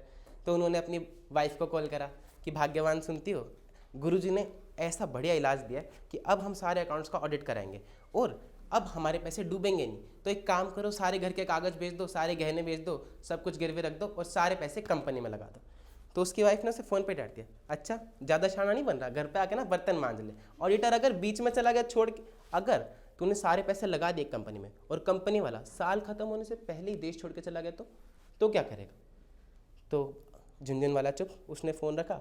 फिर इधर से गुरुजी कह रहे कि ब्रदर इधर सुनो, ऐसे थोड़ी होता है. मैंने तुमको ये कब कहा कि तुम्हारे पैसे की पूरी पूरी जिम्मेदारी हमारी है कि तुम्हारे पैसे अब डूबेंगे नहीं. ऑडिटर हमेशा एक रीजनेबल एश्योरेंस देता है. रीजनेबल एश्योरेंस बोले तो एक हाई लेवल ऑफ एश्योरेंस, पर वो 100% एश्योरेंस नहीं होती कि तुम्हारे पैसे और जो फाइनेंशियल स्टेटमेंट्स हैं वो सही ही हैं. ऑडिटर कभी भी इस बात पे एश्योरेंस नहीं देता कि आपके पैसे नहीं डूबेंगे. वो सिर्फ इतना बताता है कि फाइनेंशियल स्टेटमेंट्स जो है वो सही है, और उसमें भी वो ये 100% गारंटी नहीं देता है कि फाइनेंशियल स्टेटमेंट 100% गारंटी है. कभी तुम उससे पूछो कि माँ कसम खा के बोल फाइनेंशियल स्टेटमेंट 100% सही है, नहीं. ऑडिटर एक रीजनेबल एश्योरेंस देता है. रीजनेबल एश्योरेंस बोले तो high level of assurance but not absolute. ठीक है, फिर हमने समझी थी इनहेरेंट लिमिटेशंस ऑफ ऑडिट की ऑडिटर 100% एश्योरेंस क्यों नहीं दे सकता. 2 वजह से नहीं दे सकता. सबसे पहला, अकाउंटिंग होती है और फिर होती है ऑडिटिंग. अकाउंट्स बनते हैं पूरे साल और फिर होती है ऑडिटिंग. तो अकाउंटिंग की प्रोसेस में कुछ दिक्कतें हैं जिसको ऑडिटर कुछ नहीं कर सकता, और कुछ दिक्कतें हैं ऑडिट के प्रोसेस में. अकाउंटिंग के प्रोसेस में क्या दिक्कत है? सबसे पहले मैंने आपको समझाया कि जजमेंट्स लगाती है मैनेजमेंट कुछ, जैसे कि SLM, WDV और हाँ रीवैल्यूएशन. ठीक है, कि किस बिल्डिंग को कितने उस पर दिखाना है. तो ऑडिटर इन चीज़ों पे ज़्यादा कुछ बोल नहीं सकता. ऑडिटर को मानना पड़ेगा कि हाँ मैनेजमेंट ने जो जजमेंट लगाई है, कि मैनेजमेंट ने बोला कि सर वो वाला जो डेटर है वो बहुत क्लोज है, वो बहुत सही है, बहुत टाइम से काम करते आ रहे हैं हम साथ में और वो पैसे दे देता है, इस बार नहीं दे रहा, तो इसीलिए हम उसका प्रोविजन नहीं बना रहे. या फिर ये जो केस हम पे चल रहा है ये सर बेसलेस केस है और इसकी कोई लाइबिलिटी बनती नहीं है. या फिर ये जो बिल्डिंग है ये 10 लाख वैल्यू इसकी बढ़ गई है सर मार्केट में. तो ऑडिटर इन सब चीज़ों में ज़्यादा कुछ बोल नहीं पाएगा. जजमेंट्स होती है मैनेजमेंट की. ठीक है. सेकेंडली, सारे साल जो फाइनेंशियल स्टेटमेंट्स बनी, उन फाइनेंशियल स्टेटमेंट्स को बनाने के लिए एंटिटी में होते हैं कुछ कंट्रोल. कंट्रोल किस तरह के? फॉर एग्जाम्पल, आप कहीं गए बाहर घूमने, आपने देखा छोले भटूरे हैं मेरे को खाने हैं. ठीक है, आप एक मॉल में गए, तो एक छोले भटूरे की दुकान इधर थी, एक छोले भटूरे की दुकान इधर थी, ठीक है, और बीच में बैठा था जिसकी वो दोनों दुकानें थी, यानी कि मालिक, उसने एक स्टॉल इधर खुलवा रखा था, एक स्टॉल इधर खुलवा रखा था। अब आप छोले भटूरे की रेडी पे गए, आपने उसको पैसे दिए, छोले भटूरे ले लिए। अब यहाँ पर क्या दिक्कत है, सोचो क्या दिक्कत है यहाँ पर? दोनों का मालिक तो एक ही है। तो वो दोनों पे नजर थोड़े रख पा रहा होगा। हाँ, वो दोनों पे नज़र नहीं रख पा रहा होगा। अगर भीड़ लगी हुई है तो क्या पता उसने आपको कितनी प्लेट बिकी और कितनी बताई, तो आप अपने फाइनेंशियल स्टेटमेंट में सही से एंट्री नहीं कर पाओगे कि एक्चुअल में कितनी प्लेट बिकी। फिर आपने क्या करा, कंट्रोल्स लगा दिए कि टोकन देने शुरू कर दिए। अब कोई भी आता है तो आपको टोकन देना पड़ता है उस कस्टमर को, टोकन लेके कस्टमर जाता है और छोले भटूरे रहता है। अब आप क्या एंट्री सही कर पाएंगे? अब आप काउंट कर पाएंगे कि कितनी नंबर ऑफ प्लेट्स गिनी है, बिकी हैं। लेकिन भाई गया, भाई कह रहा है छोले भटूरे वाले को, देख यार मेरी मैडम खड़ी है, तू 50 रुपये फालतू ले, तू देना एक प्लेट जल्दी दे, अब टोकन में देख कितनी लंबी लाइन है, मैडम बुरा मान गई तो कंट्रोल्स ऑपरेट नहीं करे, फिर से सही एंट्रीज नहीं हो पाएंगी, ठीक है। तो ऐसा हो सकता है कि जो कंट्रोल्स मैनेजमेंट ने लगाए वो सही ना हो, सारे साल जो कंट्रोल्स लगाए वो सही ना हो, और उसकी वजह से जो फाइनेंशियल स्टेटमेंट्स है वो सही नहीं हो पाई। अब ऑडिटर को कैसे पता चलेगा कि कंट्रोल्स ऑपरेट हुए क्या नहीं हुए? कि कोई आया था अपनी मैडम को लेके, ऑडिटर को क्या पता, उसको तो लग रहा है कि भाई इतने टोकन बिके हैं और इतनी एंट्रीज हो गई, समझे? तो ये कमियां हैं अकाउंटिंग के प्रोसेस में, इसीलिए हम 100% श्योरिटी नहीं दे सकते कि अकाउंट्स सही हैं। सेकेंडली, ऑडिट की प्रोसेस में भी कुछ कमियां आती हैं। सबसे पहली ऑडिट की प्रोसेस में क्या कमियां आती हैं? Practical and legal limitation. Practical limitation बोले तो कि आपको सैंपल बेसिस पे चेकिंग करनी पड़ती है, 100% आप चेकिंग नहीं कर सकते हो। क्यों नहीं कर सकते हो? लेट्स सपोज अगर आपने डिसाइड किया कि भाई हम 100% चेकिंग करेंगे अंबानी जी के फाइनेंशियल स्टेटमेंट्स का, तो क्या होगा, या तो आपको मैन पावर बहुत ज़्यादा हायर करनी पड़ेगी, आपको पूरी सेना को लेके आना पड़ेगा, और फिर बोलोगे आक्रमण, तो अंबानी जी खुद डर जाएंगे, ठीक है। तुम 10,000 आर्टिकल्स लेके आए, तुम 10,000 CA लेके आए और तुमने भेज दिया उनको कि जाओ ऑडिट करो, और एक एक एंट्री चेक होनी चाहिए। सबसे बड़ा सारे देश में नाम होना चाहिए कि सबसे बड़ी ऑडिट मैं करता हूँ, ठीक है। सारे लोग गए, उन्होंने एक एक एंट्री चेक कर डाली, अंबानी जी बहुत खुश। फिर तुम अगले दिन गए, अंबानी जी हम 100% श्योरिटी दे रहे हैं कि आपकी फाइनेंशियल स्टेटमेंट सही है, एक एक एंट्री चेक कर लिया हमने। अंबानी जी कह रहे बहुत बढ़िया, आओ बैठो। फिर आपने कहा कि देखो इतनी फीस हो गई, अंबानी जी ने कहा खड़े और दफा हो जाओ, इतनी फीस तो नहीं दे पाएंगे। तो इतनी मैन पावर हायर करोगे तो उसकी कॉस्ट भी लगेगी, ठीक है। तो इतनी सारी कॉस्टिंग अफोर्ड नहीं कर सकते। ऑडिट ऐसा ना हो ना कि शेयर होल्डर्स ने पैसे तो लगाए प्रॉफिट के लिए, ऑडिट तो ट्रस्ट के लिए कराते हैं, सारी फीस ऑडिटर ही ले गया, प्रॉफिट बचा ही नहीं, कंपनी बंद हो गई क्योंकि ऑडिट फीस इतनी ज़्यादा थी ठीक है। तो ऑडिटर को हमेशा सैंपल बेसिस पर चेक करना पड़ता है। अब अगर ऑडिटर सोचे कि भाई मैन पावर तो हायर नहीं कर सकता इतनी, तो मैं दिन रात लगा के सबको कहूँगा कि दिन रात लगाओ, जितना टाइम लगता है लगो, लेकिन एंट्री एक एक चेक करो, ठीक है। अब लोग क्या कर रहे हैं, 4-4 साल से आपके अकाउंट्स चेक कर रहे हैं। 2020 की जो फाइनेंशियल स्टेटमेंट थी उसकी ओपिनियन दी 2030 में, ठीक है। पैसे आपने लगाए थे, ओपिनियन दे रहा ऑडिटर आपके बच्चों को कि देखो मम्मी ने जो पैसे लगाए थे ना वो सही जगह लगाए थे, ठीक है। तो इस तरह से ना हो चीज़ें, ऑडिटर को अपनी ओपिनियन एक टाइम फ्रेम के अंदर इशू करनी पड़ती है, ठीक है, क्योंकि टाइम के साथ साथ इंफॉर्मेशन की रेलिवेंसी घटती जाती है। प्रैक्टिकल लिमिटेशन हो गई और लीगल लिमिटेशन। हमने ऑडिटर को पावर्स नहीं दिए हैं कि आप चाटा मार के इन्फॉर्मेशन निकलवा लो, वरना कुछ लोग पावर का मिसयूज़ भी करेंगे, है ना। ज़रूरी नहीं कि उसने सारी इन्फॉर्मेशन दे रहा है वो फिर भी चाटा लगा रहा है, कह रहा भाई स्वाद आ रहे थे थोड़े तो लीगल लिमिटेशन भी है, हाँ, ऑडिटर के पास लीगल पावर नहीं है। फिर एक और दिक्कत है कि ऑडिटर को नहीं पता कि आपकी रिलेटेड पार्टी कौन है। आपने किसी भाई बंधु यार दोस्त को कहा कि भाई बिल भेजे 1 लाख का, मैं तेरे को पैसे भेजता हूँ, सामान भेजने की ज़रूरत नहीं है, बस एंट्री कर दूँगा मैं।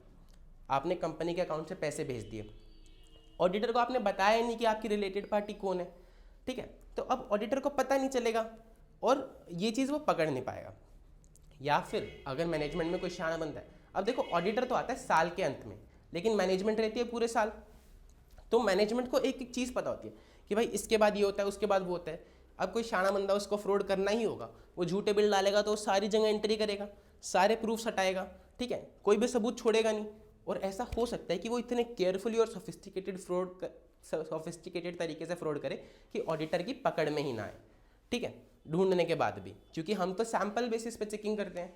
तो ऐसा हो सकता है कि अगर केयरफुली फ्रॉड किया हो तो सैंपल में आने के बाद भी वो शायद पकड़ में ना आए। ये कमियां हैं ऑडिट में। अब देखो एक बारी चार्ट देखेंगे,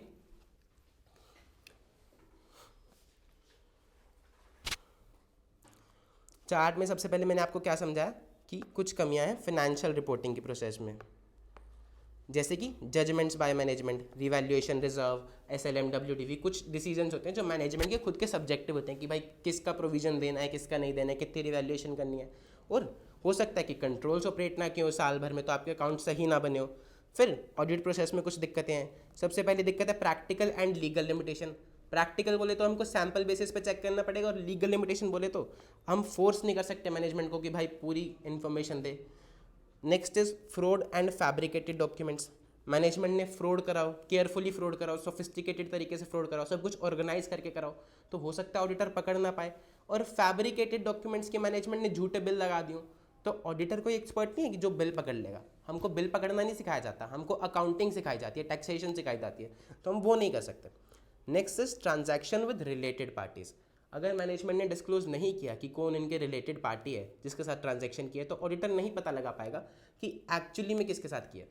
फॉर एग्जाम्पल, आपकी एक दुकान है, ठीक है, आप कोई भी सामान बेचते हो, आप कस्टमर आता है, आप उसको बोलते हो भाई 150 का है, कस्टमर बार्गेनिंग करता है, आप 120 में भी दे देते हो, 100 में भी दे देते हो, ठीक है। अब किसी को आपने 150 का बेचा, किसी को आपने 120 का बेचा, किसी को आपने 100 का बेचा, आपने अपनी रिलेटेड पार्टी को 150 का बेचा, लेकिन अकाउंट्स में दिखाए 100 रुपये, ठीक है, तो यहाँ पर फ्रॉड हो गया। लेकिन अगर वो बताएगा ही नहीं, तो ऑडिटर कैसे पता लगाएगा कि आर्म्स लेंथ प्राइस पे किया है क्या नहीं किया। फिर हमने आपको समझाया कि लीगल लिमिटेशन का मतलब ये इन्वेस्टिगेशन के नेचर में नहीं है, आपके पास लीगल पावर्स नहीं है, और सैम्पल बेसिस पे इसीलिए भी करते हैं क्योंकि हमें अपनी फाइनेंशियल रिपोर्टिंग टाइम से इशू करनी पड़ती है, और जैसे जैसे टाइम गुजरता है डिक्रीज हो जाता है उसका रेलिवेंस फाइनेंशियल इन्फॉर्मेशन का जो भी हम देते हैं, ठीक है। और लास्ट इज वो अपना घर बेच के पैसे इसलिए भी नहीं लगा सकता क्योंकि हमें नहीं पता कि कल क्या होने वाला है। कल को अगर कोरोना आ जाए, कोई कंपनी पे केस कर दे या अर्थक्वेक आ जाए, कुछ भी हो सकता है, कंपनी बंद हो सकती है, कंपनी की गोइंग कंसर्न की गारंटी एज एन ऑडिटर हम नहीं दे सकते, ठीक है। ये हैं इनहेरेंट लिमिटेशंस ऑफ ऑडिटिंग। इसका मतलब कि ऑडिटर 100% श्योरिटी आपको नहीं दे सकता है कि कंपनी के जो फाइनेंशियल स्टेटमेंट्स हैं वो सही हैं, ठीक है। एक बारी ऊपर वाले पेज पे आ जाएं। ये जो चार्ट में हमने सारी चीज़ें पढ़ी, ये यहीं पे सारी चीज़ें लिखी हुई हैं। देखो, इनहेरेंट लिमिटेशंस ऑफ ऑडिटिंग, सबसे पहला फाइनेंशियल रिपोर्टिंग की प्रोसेस का नेचर कि सूटेबल इंटरनल कंट्रोल्स रिवाइज करना होती है रिस्पॉन्सिबिलिटी मैनेजमेंट की, ठीक है। मैनेजमेंट लगाती है बहुत सारी जजमेंट्स और सब्जेक्टिव डिसीजंस, जैसे कि डेप्रिसिएशन, बैड डेथ, रिवैल्यूएशन। हो सकता है कि जो कंट्रोल्स हैं वो ऑपरेट ना किए हों, इसलिए जो फाइनेंशियल इन्फॉर्मेशन है वो रिलायबल बनी ही ना हो। For example, कल्यूजन between purchase departments and goods receiving section, कि दो लोगों ने आपस में मिलके बिल भी इशू कर दिया और एंट्री भी कर दी कि भाई गुड्स आ गए, बट गुड्स आए ही नहीं, ठीक है। इसीलिए ऑडिटर 100% एब्सोल्यूट अश्योरेंस नहीं ले सकता कि फाइनेंशियल स्टेटमेंट मटेरियल मिसस्टेटमेंट से फ्री है। Next is nature of audit procedure. पहली क्या चीज़ थी? Practical and legal limitation. Auditor सारी चीज़ें चेक नहीं कर सकता, सैंपल चेक करता है, वो होती है प्रैक्टिकल लिमिटेशन। फिर ऑडिटर फोर्स भी नहीं कर सकता मैनेजमेंट को कंप्लीट इन्फॉर्मेशन के लिए, उसके पास इतनी पावर ही नहीं है, ये है लीगल लिमिटेशन। नेक्स्ट, मैनेजमेंट में डिसऑनेस्ट पीपल हो सकते हैं जो कि फैब्रिकेटेड डॉक्यूमेंट्स लगा दें, तो ऑडिटर उनको पकड़ नहीं पाएगा, या फिर डिज़ाइन करें इतने केयरफुली सोफिस्टिकेटेड तरीके से स्कीम को कि वो ऑडिटर के लिए बहुत मुश्किल हो जाए पकड़ना, फ्रॉड करें। Next is transaction with related party. अगर एंटिटी ने एंटर करी और डिस्क्लोज नहीं किए तो ऑडिटर अवेयर नहीं होगा बेचारा, तो वो फिर से प्रोबेबल रॉन्ग डूइंग्स को पकड़ नहीं पाएगा। ऑडिट कोई ऑफिशियल इन्वेस्टिगेशन नहीं है और इसीलिए उसके पास इतनी पावर भी नहीं है। Next is relevance of information decreases over time and auditor can not verify each and every matter. And last is future events, कि फ्यूचर इवेंट्स और कंडीशंस अफेक्ट कर सकती है एंटिटी को एडवर्सली, जिससे कि ऑडिटर कभी श्योर नहीं हो सकता कि कल को क्या होने वाला है। हो सकता है कि कल को बिजनेस ही खत्म हो जाए in a future date, the business may cease to exist in a future date due to change in market condition. जैसे कि अंबानी जी ने जियो लॉन्च किया तो बाकी सारी सिम की कंपनीज बंद हो गई, चाहे भले ही कितने ही अच्छे फाइनेंशियल्स हों, लेकिन अब वो सर्वाइव नहीं कर सकती, तो ऑडिटर फ्यूचर इवेंट्स की गारंटी नहीं दे सकता। फास्ट हो रहा है, सही बता दियो क्योंकि तूने टॉपिक्स करे नहीं है ना, और बाकी मैं क्लास के रिकॉर्डिंग्स तो तुझे भेज ही दूंगा, तो कोई भी टॉपिक जो भी तेरे को लगे ना दोबारा देखना तो देख लियो।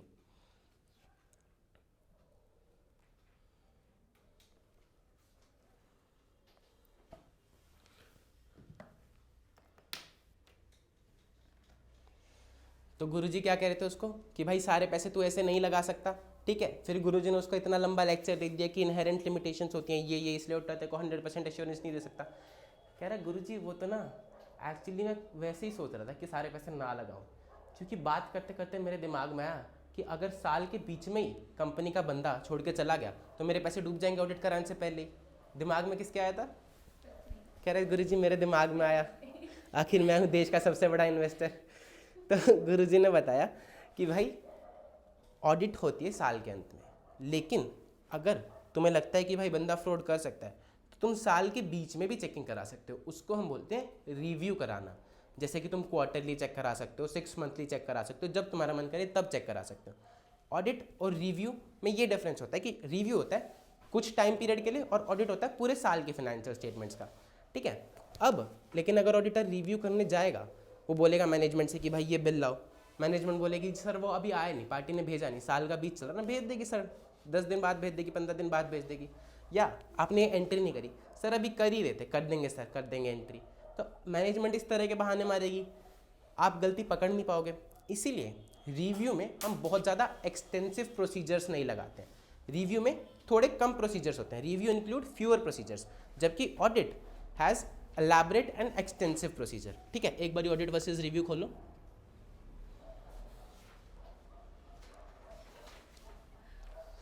तो जब रिव्यू में थोड़े प्रोसीजर्स लगाएंगे तो अश्योरेंस भी कम मिलेगी।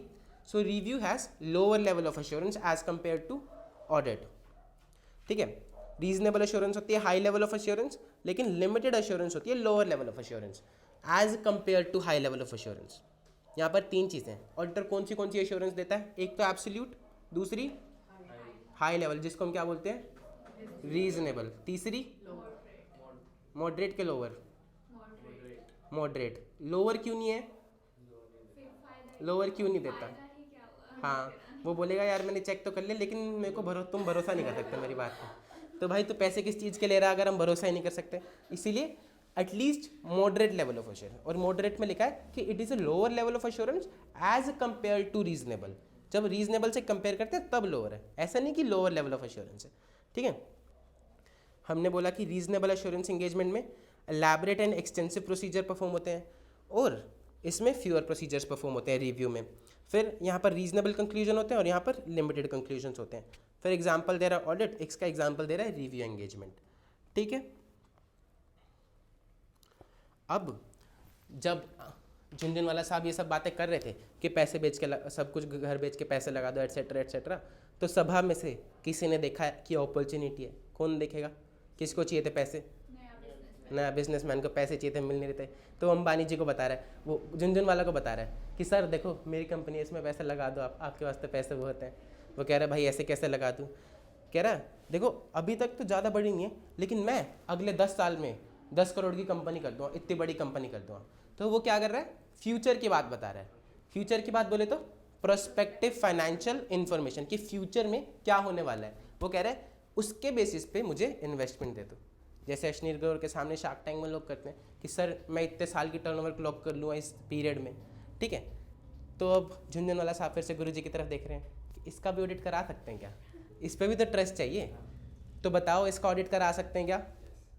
इसका ऑडिट नहीं करा सकते, इस पर हम अश्योरेंस ले सकते हैं, ठीक है। अश्योरेंस का क्या मतलब होता है? कॉन्फिडेंस बढ़ाना। ऑडिट होता है उस चीज़ का जो कि एक्चुअल में हो चुकी है, एक्चुअल फैक्ट्स एंड फिगर्स का, जो कि थी हिस्टोरिकल फाइनेंशियल इन्फॉर्मेशन पिछले साल वाली। ऑडिट और रिव्यू ये है प्रोस्पेक्टिव फाइनेंशियल इन्फॉर्मेशन जो आगे होगी, किसी बेसिस पे वो बोल रहा है कि होगी, तो इस पे हम अश्योरेंस ले सकते हैं। और अश्योरेंस में ऑडिटर क्या बताएगा कि जो अजम्पशंस मैनेजमेंट ले रही है अपनी इन्फॉर्मेशन को बताने के लिए, क्या वो अजम्पशंस रीजनेबल हैं, और दूसरी चीज़ क्या वो अजम्पशंस प्रॉपरली डिस्क्लोज्ड हैं या नहीं, ठीक है। अश्योरेंस देगा प्रोस्पेक्टिव फाइनेंशियल इन्फॉर्मेशन पे 2 पॉइंट में, एक तो क्या वो अजम्पशंस रीजनेबल है, दूसरा प्रॉपरली डिस्क्लोज्ड है, ठीक है। और अश्योरेंस एंगेजमेंट का मतलब क्या हुआ? कोई भी ऐसी एंगेजमेंट जिससे कॉन्फिडेंस बढ़े यूजर का। देखो प्रोस्पेक्टिव फाइनेंशियल इन्फॉर्मेशन पढ़े। प्रोस्पेक्टिव फाइनेंशियल इन्फॉर्मेशन कैसे बनती है? बेस्ड ऑन अजम्पशंस जो इवेंट हो सकते हैं, ये फोरकास्ट या प्रोजेक्शन बोलते हैं हम इसको, ठीक है। तो इसमें ऑडिटर कैसे अश्योरेंस देगा? वो देखेगा कि जो मैनेजमेंट की अजम्पशन है वो अनरीजनेबल तो नहीं है और जो प्रोस्पेक्टिव फाइनेंशियल इन्फॉर्मेशन प्रिपेयर की गई है on the basis of these assumptions, ये जो सारी अजम्पशंस हैं ये एडिक्वेटली डिस्क्लोज्ड हैं, ठीक है। सबसे पहले तो अनरीजनेबल नहीं है, दूसरा एडिक्वेटली डिस्क्लोज्ड है, ये चीज़ें देखेगा और इन दोनों चीज़ों के लिए sufficient and appropriate audit evidence लेगा। एक चीज़ मैंने आपको समझाई थी कि ऑडिटर एविडेंस हमेशा कैसा लेगा, सफिशिएंट एंड अप्रोप्रिएट, ठीक है, चाहे वो रिव्यू मिले, चाहे वो ऑडिट मिले और चाहे वो प्रोस्पेक्टिव फाइनेंशियल इन्फॉर्मेशन मिले, ठीक है। ऑडिटर हमेशा कैसा एविडेंस लेगा, सफिशिएंट एंड अप्रोप्रिएट। और इसमें वो किस तरह की रिपोर्ट इशू करेगा, वो ये ऑडिट में वो क्या बोलता है कि हमने चेक कर लिया सब कुछ सही है, लेकिन इसमें वो ये बोलेगा कि nothing has come to the practitioner's attention to suggest that these assumptions do not provide a reasonable basis for projection, कि हमारी नज़र में ऐसा कुछ नहीं आया है जिसकी बेसिस पे हम ये बोलें कि रीजनेबल बेसिस नहीं है प्रोजेक्शन का, ठीक है। वो ये नहीं बोलेगा कि सब कुछ सही है, हमारी नज़र में ऐसा कुछ नहीं आया जिससे हम बोल सके कि गलत है, ठीक है। So this is a limited conclusion report. अटक गया? नहीं, मेरा पेन नहीं चल रहा था भाई।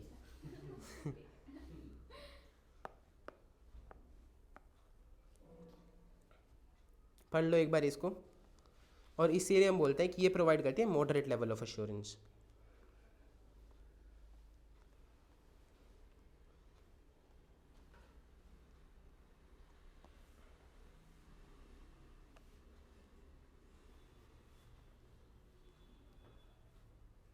समझ में आ गया? पक्का ना?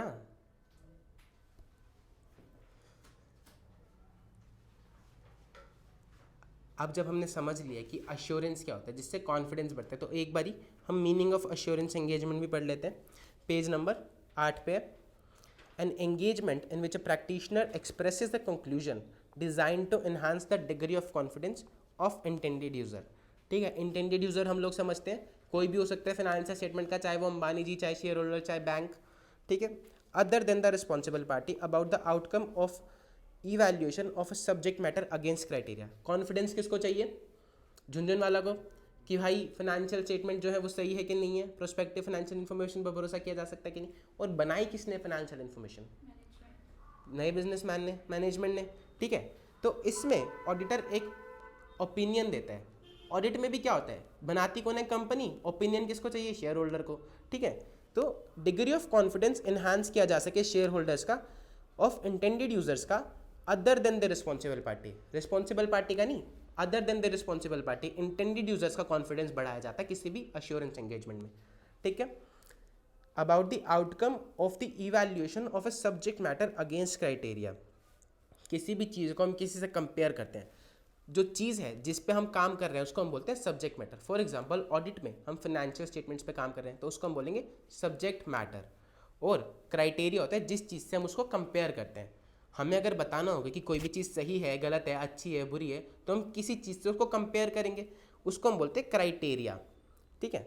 जैसे कि आपके ICAI की मार्किंग स्कीम आती है, वो होता है आपका क्राइटेरिया, और सब्जेक्ट मैटर क्या होता है, आपकी आंसर शीट्स, ठीक है।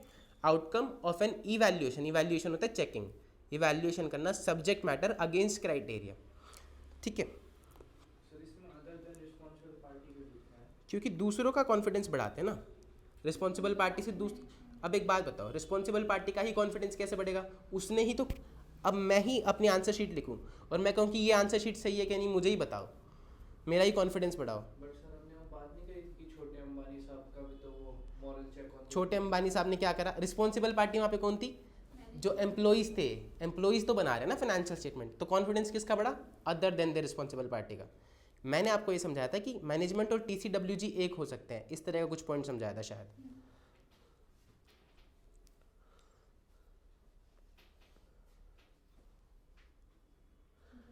प्रैक्टिशनर अपनी एक ओपिनियन देता है, प्रैक्टिशनर अपनी एक ओपिनियन देता है about specific information due to which users are able to make confident decisions knowing that the chances of information being incorrect are diminished. Practitioner जब अपनी इन्फॉर्मेशन देता है वो बोलता है कि भाई इन्फॉर्मेशन चाहिए, तो अब यूजर को कॉन्फिडेंस बढ़ जाता है कि अब गलत होने के चांसेस जो है वो बहुत कम हो गए, क्योंकि एक एक्सपर्ट ने भी देख लिया, ठीक है। फिर हमने पढ़ा था elements of an assurance engagement. अब हमने इसको चार्ट की मदद से पढ़ा था। हमने बोला था कि कौन कौन थे, 3 लोग थे, शेयर होल्डर थे, एक कंपनी के मैनेजमेंट थी और एक था ऑडिटर। इन तीनों के बीच में एक ट्रांजैक्शन हुई कि भाई ऑडिटर साहब आप जाके चेक करो फाइनेंशियल स्टेटमेंट और हमें बताओ, ठीक है।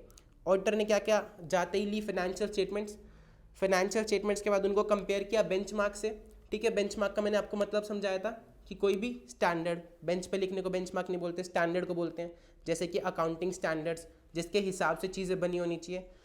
ऑडिटर क्या कलेक्ट करेगा, evidence, sufficient and appropriate audit evidence, और फिर एक रिपोर्ट देगा। चेक करके घर नहीं जाना, रिपोर्ट देनी है, ठीक है, तभी शेयर होल्डर्स का कॉन्फिडेंस बढ़ेगा। So these are a 3 party relationship. Check करेगा financial statement which is subject matter, next is benchmark से कंपेयर करेगा, sufficient and appropriate audit evidence लेगा और एक रिटर्न अश्योरेंस देगा। ये सारी बातें लिखी हैं इस आपके पेज में। कौन कौन होता है प्रैक्टिशनर? प्रैक्टिशनर क्यों बोल रहे हैं? कि कोई भी हो सकता है, प्रैक्टिस करनी है, ऑडिट प्रैक्टिस करनी नहीं, ऑडिटर प्रैक्टिस करता है उसको प्रैक्टिशनर नहीं बोलते। अश्योरेंस एंगेजमेंट किसी पे भी ली जा सकती है, ज़रूरी नहीं कि फाइनेंशियल स्टेटमेंट्स पे ली जाए। अब अंबानी जी बुलाएं कि भाई मेरी कंपनी के जो सारी तारें हैं इसको चेक करके बताओ कि कहीं फायर का खतरा तो नहीं है। किसी टेक्नीशियन को बुलाया, फायर डिपार्टमेंट से किसी को बुलाया, उसने सारे स्विच बोर्ड, सारी तारें चेक करके बताई कि भाई आपकी तारें जो हैं वो अभी सही कंडीशन में है, तो अंबानी जी का कॉन्फिडेंस बढ़ गया, ठीक है। तो ये भी अश्योरेंस एंगेजमेंट हुई। कोई भी ऐसी एंगेजमेंट जिससे कॉन्फिडेंस बढ़े यूजर्स का, वो होती है अश्योरेंस एंगेजमेंट, और इसीलिए हम बोलते हैं practitioner. Audit is also type of assurance engagement, इसीलिए यहाँ पे ऑडिटर की जगह प्रैक्टिशनर लिखा है, क्योंकि हम अश्योरेंस एंगेजमेंट की बात कर रहे हैं, ना कि ऑडिट एंगेजमेंट की। समझे? Practitioner is a person who provides the assurance, ठीक है। देखो, the term practitioner is broader then auditor. Audit is related to historical financial information, whereas practitioner may provide assurance not necessarily related to historical financial information. किसी भी चीज़ को लेके practitioner अपनी assurance दिला सकता है। फिर है responsible party. Responsible party जो कि subject matter बनाती है, ठीक है, जो financial statements बनाती है, for example management. और फिर है intended users, जिनको भरोसा चाहिए, जिनके लिए रिपोर्ट प्रिपेयर की जा रही है, जिनको डिसीजन लेने हैं उस रिपोर्ट के बेसिस पे। Next is appropriate subject matter. It refers to the information to be examined, जैसे कि ऑडिट के केस में फाइनेंशियल स्टेटमेंट, जो भी इंफॉर्मेशन चेक करनी है. फिर है suitable criteria. These refers to benchmark use to evaluate the subject matters like standards, guidance, laws, rules, regulations, जिस चीज़ के हिसाब से आपके फाइनेंशियल स्टेटमेंट्स बने होने चाहिए, ठीक है. And next is sufficient appropriate audit evidence. Sufficient का मतलब क्वांटिटी एंड अप्रोप्रिएटनेस का मतलब क्वालिटी. लास्ट, जब वो सब कुछ चेक कर लेगा, एविडेंस ऑब्टेन कर लेगा, तो फिर एक रिटन अश्योरेंस प्रोवाइड की जाएगी अप्रोप्रिएट फॉर्म में.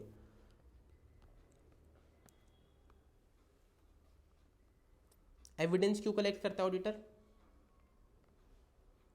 ताकि बाद में फ्यूचर में कोई बोल ले कि मतलब कि गड़बड़ है, तो वो अपने एविडेंस दिखा दे, मैंने इन बेस पे अपनी ओपिनियन दी है इस बेसिस पे, ठीक है.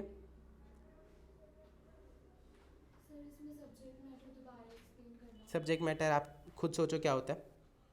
ऑडिटर जाएगा तो कुछ तो चेक करेगा ना. क्या चेक करेगा? जैसे एक फायर डिपार्टमेंट से बंदा है तो उसने क्या चेक करा? तारें चेक करी.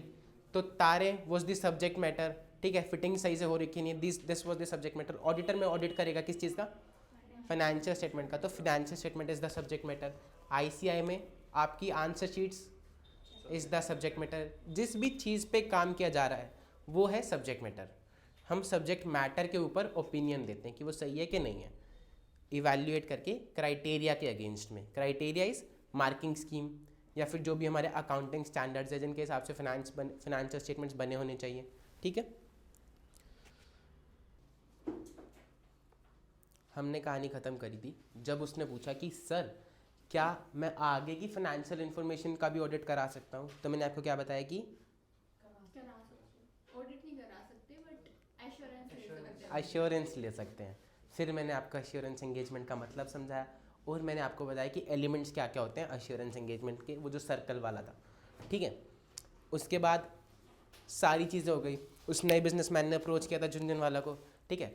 अब पता नहीं उसके साथ क्या हुआ, लेकिन सभा खत्म हो गई. उनका जो पर्पस था कि भाई ट्रस्ट इश्यूज सॉल्व होने चाहिए, ट्रस्ट इश्यूज सॉल्व हो गए, सभा खत्म हो गई, सब अपने अपने घर गए खुश होकर कि भाई चलो ऑडिट का रास्ता दे दिया, अब से ऑडिट कराएंगे और उसी कंपनी में इन्वेस्ट करेंगे जिसका फाइनेंशियल स्टेटमेंट ऑडिटेड होंगे। ठीक है, छोटे अंबानी जी अपनी गाड़ी में घर पहुँचे, उन्होंने बताया बड़े अंबानी जी को कि आज वहाँ पर क्या क्या हुआ एट्सेट्रा एट्सेट्रा, तो अब मैं ऑडिट कराऊंगा जिससे कि शेयर होल्डर्स का ट्रस्ट मेरी फाइनेंशियल स्टेटमेंट्स पे बढ़ जाएगा। तो बड़े अंबानी जी सोच रहे कि मुझे भी ऑडिट करानी पड़ेगी फिर, तो चलो मैं ऑडिट तो करा दूँगा, लेकिन मैं चाहता हूँ कि मेरी फाइनेंशियल स्टेटमेंट पे सबसे ज़्यादा ट्रस्ट हो शेयर होल्डर्स का। ऐसा नहीं कि सारी कंपनी ऑडिट करा रही तो मैं भी ऑडिट करा रहा हूँ, जैसे कि अंबानी जी जियो लेके आए थे कि मेरी ही कंपनी में सारे कस्टमर आने चाहिए, तो बड़े अंबानी जी को ये होता है कि सबसे ज़्यादा मेरा ही होना चाहिए। तो अब इतना ज़्यादा ट्रस्ट कैसे बढ़ाएं? ठीक है, तो छोटे अंबानी जी जब रास्ते में जा रहे थे तो उन्होंने एक सीए को भी पकड़ लिया था कि भाई तू बैठ अब तू ही ऑडिट करेगा। तो बड़े अंबानी ने सोचा कि मुझे भी गुरु के पास जाना पड़ेगा, गुरु जी के पास। ठीक है, वो प्लान बना ही रहे थे, पैकिंग कर रहे थे कि कल गुरु जी के पास जाएंगे। तो उतने में सीए ने उनको बुला लिया कि सुनो ना, आपको गुरु जी के पास क्यों जाना है, आपको ट्रस्ट ही बढ़वाना है ना अपनी फाइनेंशियल स्टेटमेंट्स पे। तो एक काम करो कि वो लोग तो ऑडिट करा रहे हैं, आप फाइनेंशियल स्टेटमेंट्स ही सीए से बनवा लो, तो क्या आपकी फाइनेंशियल स्टेटमेंट्स पे ट्रस्ट बढ़ जाएगा। लोगों को लगेगा कि भाई एक एक्सपर्ट ने फाइनेंशियल स्टेटमेंट्स बनाई है और फिर एक सीए से ऑडिट करा लेना। ठीक है, तो आप दोनों चीज़ें करा लोगे। तो अंबानी जी बोले कि क्या तू फाइनेंशियल स्टेटमेंट्स भी बना सकता है और ऑडिट भी कर सकता है मेरी फाइनेंशियल स्टेटमेंट्स का? तो ऐसा तो पॉसिबल नहीं है, लेकिन पॉसिबल क्या है कि एक सीए फाइनेंशियल स्टेटमेंट्स बनाए और दूसरा ऑडिट कर दे। ठीक है, तो इसको हम बोलते हैं रिलेटेड सर्विसेज। जब उसने बोला कि हाँ मैं कर सकता हूँ, तो अंबानी जी बोले ऐसे कैसे? कह रहे पैसा फेंक के मारो मेरे मुंह पे, मैं सब करूँगा। ठीक है, तो पैसे देके जो भी हम काम उससे कराएंगे, जो भी अग्रीमेंट कराएंगे, चाहे हम फाइनेंशियल स्टेटमेंट्स बनाएं, चाहे हम एंटिटी के इंटरनल कंट्रोल्स बनवाएं, इम्प्लीमेंट करवाएं, चाहे हम एंटिटी के लिए कोई भी स्ट्रैटेजी बनवाएं कि भाई अब एंटिटी को कैसे एक्सपैंड करना चाहिए, कुछ भी काम कर सकता है सीए, क्योंकि वो ऑलरेडी बहुत सारी कंपनीज की ऑडिट करता है, वो सब चीज़ों को जानता है, उसके पास एक्सपर्टीज है, तो वो बहुत सारी चीज़ें कर सकता है। अग्रीड अपॉन प्रोसीजर्स बोलते हैं इसको, कि जो भी मैनेजमेंट सीए से कराना चाहे, जो भी अग्री हुआ इन दोनों के बीच में, उन प्रोसीजर्स को परफॉर्म करने के लिए कुछ भी काम, उसको हम बोलते हैं रिलेटेड सर्विसेज, जो भी सीए की नॉलेज से रिलेटेड है। ठीक है, ऐसा नहीं कि पैसे दो और तुम उससे मजदूरी कराओ कि भाई चल कट्टे उठा के रख, वो उसकी नॉलेज से रिलेटेड नहीं है। जो भी चीज़ उसकी नॉलेज से रिलेटेड है उसको हम बोलते हैं रिलेटेड सर्विसेज, एक सीए प्रोवाइड कर सकता है। ठीक है, अब तक हमने क्या क्या चीज़ें सीखी? एक सीए क्या कर सकता है? ऑडिट कर सकता है, रिव्यू दे सकता है, रिलेटेड सर्विस दे सकता है, और अश्योरेंस दे सकता है प्रोस्पेक्टिव फाइनेंशियल इन्फॉर्मेशन पे। ये सारे काम क्वालिटी वाइज होते रहें। अब ऐसा नहीं कि हर सीए जाके बोले कि आप पैसा फेंक के मारो मैं कुछ भी करूँगा, आप फ्रॉड करोगे मैं लिख दूंगा कि भाई सही है। ठीक है, तो ये सारे काम तमीज़ से हों, ये सारे काम स्टैंडर्ड्स के हिसाब से हों। आईसीआई का नाम बना रहे, इसीलिए आईसीआई ने लॉन्च करे स्टैंडर्ड्स। ठीक है, standards on auditing, standards on review engagement, standards on related service और स्टैंडर्ड्स ऑन अश्योरेंस एंगेजमेंट। ठीक है, नोट्स दूँ?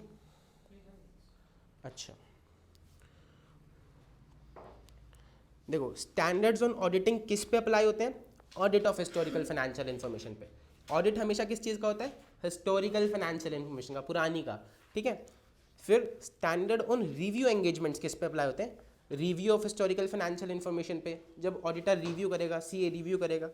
Standard on assurance engagement other than audit and review पे। ठीक है, ऑडिट के लिए अलग से बना दिए, रिव्यू के लिए अलग से बना दिए। अब जो चीज़ें रह गई जैसे कि प्रोस्पेक्टिव फाइनेंशियल इन्फॉर्मेशन पे अश्योरेंस देना, तो उसके लिए है स्टैंडर्ड्स ऑन अश्योरेंस एंगेजमेंट। फिर next is standards on related services, जैसे कि फाइनेंशियल स्टेटमेंट्स को कंपाइल करना या इंटरनल कंट्रोल्स पे ओपिनियन देना या कंसल्टेंसी देना, कोई भी चीज़ करना, टैक्स का काम करना, वो है स्टैंडर्ड्स ऑन रिलेटेड सर्विसेज, यानी कि अग्रीड अपॉन प्रोसीजर्स परफॉर्म करना, उन पे अप्लाई होते हैं स्टैंडर्ड्स ऑन रिलेटेड सर्विसेज।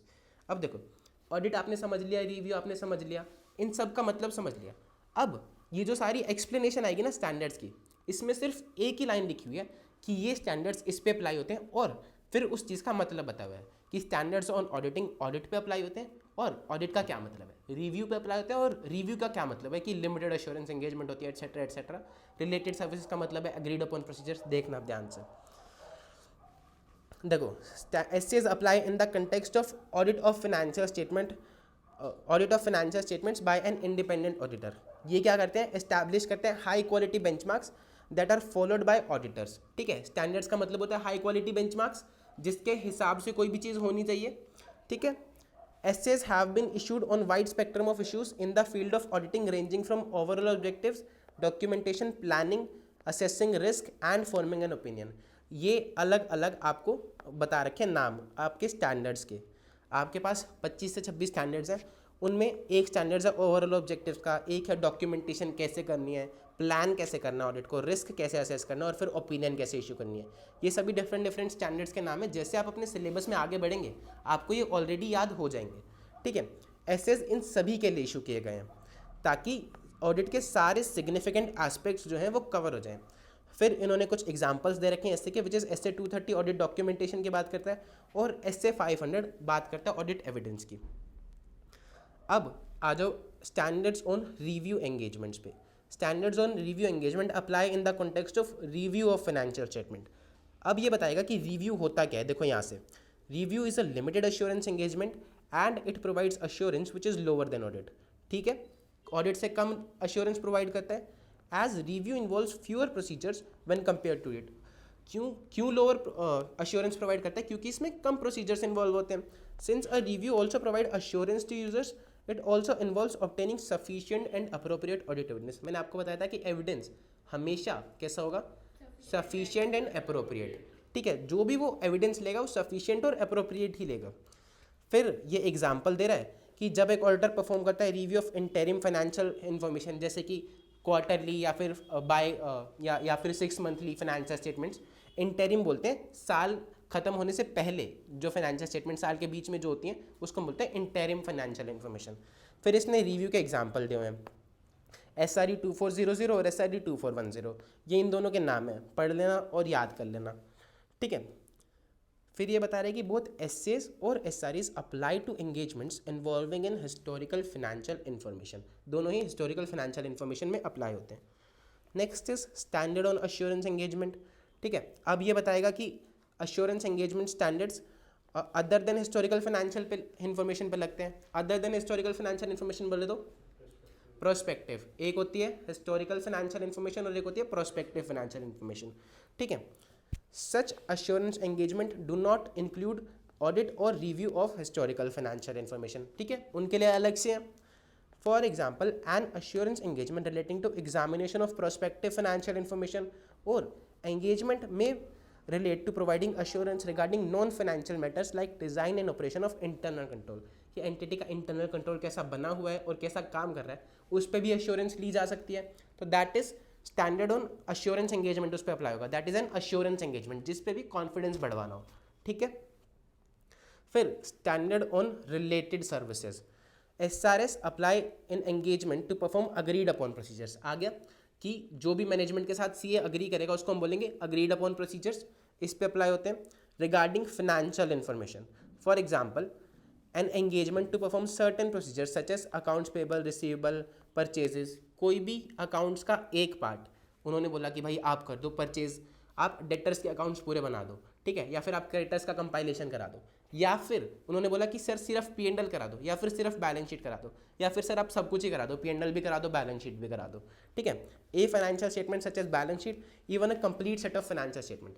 जब भी हम फाइनेंशियल स्टेटमेंट्स को कंपाइल कराते हैं तो उसको हम बोलते हैं रिलेटेड सर्विसेज, जो भी अग्री हुआ है मैनेजमेंट के साथ, चाहे एक पार्ट को कंपाइल कराना, चाहे सिर्फ बैलेंस शीट को, या फिर सिर्फ P&L को, या फिर पूरे फाइनेंशियल स्टेटमेंट्स को। ठीक है, an engagement in which a practitioner may be called upon to assist management with the preparation and presentation of historical financial information without obtaining assurance। इसमें हम बना रहे हैं, कोई अश्योरेंस नहीं ले रहे, हम कोई चेकिंग नहीं कर रहे, और इसीलिए इसमें ऑडिटर कोई ओपिनियन भी एक्सप्रेस नहीं करता। वो अपनी रिपोर्ट में क्लियरली बताता है कि this is not an assurance engagement, this is the compilation engagement. ठीक है, फिर एग्जाम्पल्स दे रखे हैं SRS 4400, SRS 4410। ये इन दोनों के नाम हैं। लास्ट में आपको ये बता रखा है कि all the above standards SAs, SREs, SAs and SRS are collectively known as engagement standards. इसमें SQC 1 क्यों नहीं आता? तेरे को तो बता दिया था, इनको पूछने थे। SQC 1 क्यों नहीं आता? सारे ऑडिटर पे अप्लाई होता है, SQC पूरी फर्म पे अप्लाई होती है। और थोड़ा अच्छे से एक्सप्लेन करो। ये जो होते हैं ये सिर्फ मतलब जो ऑडिटर होते हैं, जो ऑडिट करेगा, जो एश्योरेंस देगा, सिर्फ उस पे अप्लाई होंगे एक पर्टिकुलर। अश्योरेंस तो ऑडिटर ही देगा। नहीं, जैसे आप किसी कंपनी की ऑडिट कर रहे हो तो ये जो स्टैंडर्ड्स है ये आप पे अप्लाई होंगे, बट अगर कोई जैसे SQC है वो पूरी CA फर्म पे अप्लाई होएगी जो जिसमें भी आप देखो, काम कर रहे हो। एंगेजमेंट का क्या मतलब होता है, कोई भी बंदा आता है हमारे साथ एग्रीमेंट करता है कि भाई आप हमारा फलाना काम करो, उसने हमें एंगेज कर लिया, रिश्ता बना लिया, ठीक है, कि हम आपका ये काम करके देंगे। अब जब एक सीए है वो एक 4 तरह के काम कर सकता है, या तो वो ऑडिट कर सकता है, रिव्यू कर सकता है, अश्योरेंस दे सकता है, या फिर रिलेटेड सर्विसेज दे सकता है। इसीलिए इनको हम बोलते हैं एंगेजमेंट स्टैंडर्ड्स।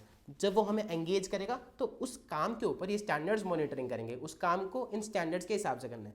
लेकिन SQC1 क्या होता है, पढ़ लें एक बार ये SQC1। SQC1 होता है, अगले ही पेज पे 12 नंबर पेज पे, एक फर्म कोई भी काम करे तो जैसे कंपनी का काम सही होता रहे उसके लिए पॉलिसीज, प्रोसीजर्स, इंटरनल कंट्रोल्स बने होते हैं।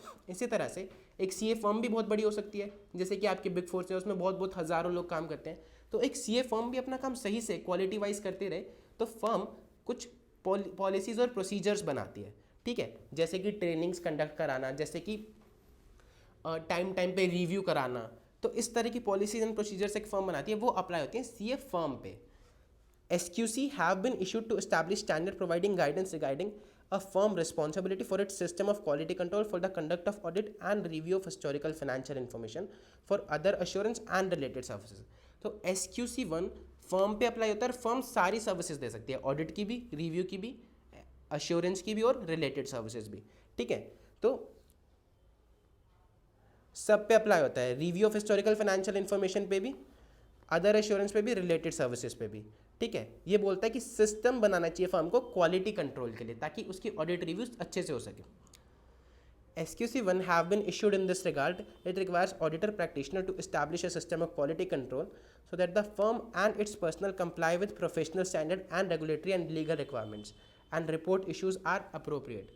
कि उसके फर्म के बंदे, सीए फर्म के बंदे रेगुलेटरी और लीगल रिक्वायरमेंट्स के हिसाब से काम करें और जो भी रिपोर्ट इशू करें वो अप्रोप्रिएट इशू करें। ये बेसिकली ये बोलते हैं कि आपके पास एक सिस्टम होना चाहिए ताकि आप इंश्योर कर सकें प्रोफेशनल स्टैंडर्ड्स कंप्लाई हो रहे हैं क्या नहीं हो रहे। अब एक सीए फर्म में 1000 सीए काम कर रहे हैं तो कौन सा बंदा स्टैंडर्ड्स फॉलो कर रहा है, कौन सा नहीं कर रहा है, आप कैसे पता लगाओगे। उसके लिए आपको कोई पॉलिसीज़ और प्रोसीजर्स लगाने चाहिए ताकि आप इंश्योर कर सकें कि इन सभी स्टैंडर्ड्स का कंप्लायंस हो रहा है, ठीक है। और ये सिस्टम इंश्योर करता है कि आपकी जो रिपोर्ट्स हैं वो अप्रोप्रिएटली इशू होंगी। SQC are applied for all services covered by engagement standards, ठीक है। बात समझ में आ गई। स्टैंडर्ड्स का काम क्या है, स्टैंडर्ड्स क्यों बनाए गए हैं, मैंने आपको क्या बताया था, बेंचमार्क सेट करना, ताकि कोई भी कुछ भी ना कर सके, ICI अपना नाम मेंटेन कर सके, ठीक है, ऑडिट अच्छे से हो सके, क्लाइंट को पूरी सर्विसेज मिल सके। अगला लाइन, अगली बात यही बोलता है कि why are standards needed to improve the quality, to promote uniformity of audit, equip accountants with knowledge and skill and to ensure audit quality, to carry out audit against established benchmarks, ताकि benchmarks के हिसाब से हो सके, quality अच्छी हो सके, uniformity हो सके, सब लोग एक जैसी ऑडिट करें। हमें पता रहे कि भाई चाहे इस सीए से ऑडिट करें चाहे इस सीए से ऑडिट करें, सही से बताएगा हमें कि फाइनेंशियल स्टेटमेंट्स की सही है कि नहीं है, ओपिनियन सही देगा, ठीक है।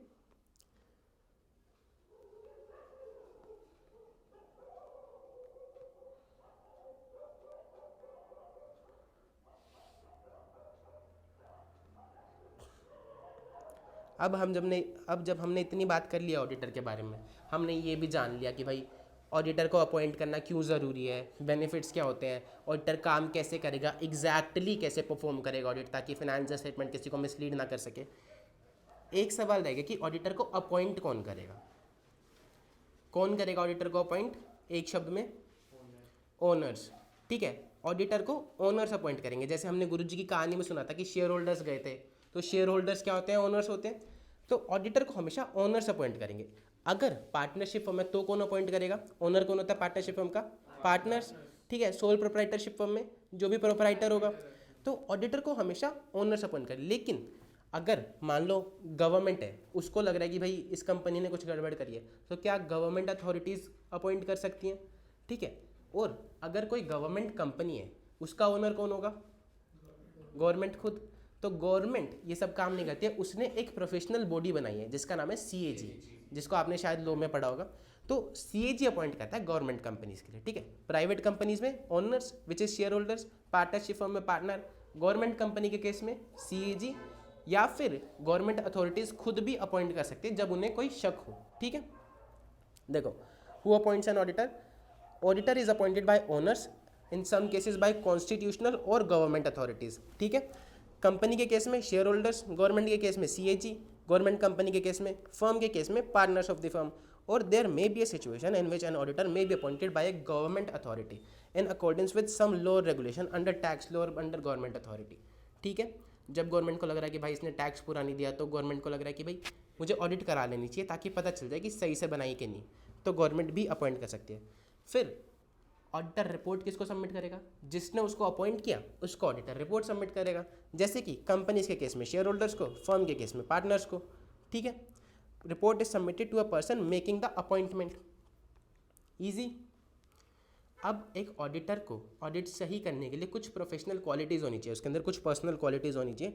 ये बहुत सिंपल सी क्वालिटीज़ हैं। फॉर एग्जाम्पल ये देखो, ये लिखा हुआ है क्वालिटीज़ ऑफ एन ऑडिटर क्या होनी चाहिए। नीचे से पढ़ेंगे एक बारी सेकंड पॉइंट से। उसके अंदर शाइन ऑफ कल्चर होना चाहिए for attaining great height, highest degree of integrity, integrity बोले तो ऑनेस्टी, ठीक है। Backed by adequate independence, independence आपको समझ में आता है ताकि उसका जजमेंट बायस ना हो किसी के प्रति। Who holds a position of trust, auditor पे लोगों को भरोसा होना चाहिए, अगर भरोसा नहीं होगा तो वो कैसे लोगों को भरोसा दिलाएगा। बेसिक ह्यूमन क्वालिटीज़ होनी चाहिए, प्रोफेशनल ट्रेनिंग एंड एजुकेशन होनी चाहिए, अकाउंटिंग की एग्जॉस्टिव नॉलेज होनी चाहिए, तभी तो चेक करेगा कि अकाउंट सही से बने या नहीं बने, ठीक है। उसके अंदर टैक्ट होना चाहिए, क्वेश्चन होनी चाहिए, फर्मनेस होनी चाहिए। टैक्ट क्या होता है? लोगों से बात करने का तरीका, ठीक है।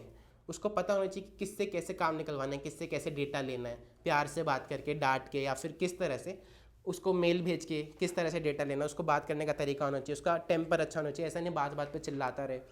इंटीग्रिटी, ऑनेस्टी होनी चाहिए, इंडस्ट्री की जजमेंट आनी चाहिए कि भाई इस इंडस्ट्री में रॉ मटेरियल कितने % का आता है, कितने रुपए का आता है, और मैनेजमेंट ने कितने दिखाए, कहीं बेवकूफ़ तो नहीं बना रही। थोड़ी बहुत इंडस्ट्री की जजमेंट भी होनी चाहिए। पेशेंस होना चाहिए, clear headedness and reliability. Reliability का मतलब फिर से वही भरोसा होना चाहिए ऑडिटर के ऊपर लोगों को। ये है some qualities of a good auditor. यहाँ पर मैंने वर्ड मीनिंग भी लिख रखे हैं 2-3, आप पढ़ लेना। कौन सा टॉपिक रह गया हमारा? रिस्पॉन्सिबिलिटीज़ ऑफ एन, कौन से पेज नंबर पे? ये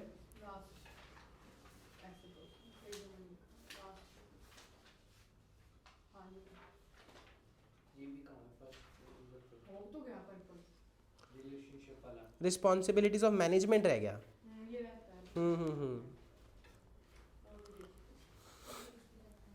फर्स्ट और सेकंड पेज का होगा।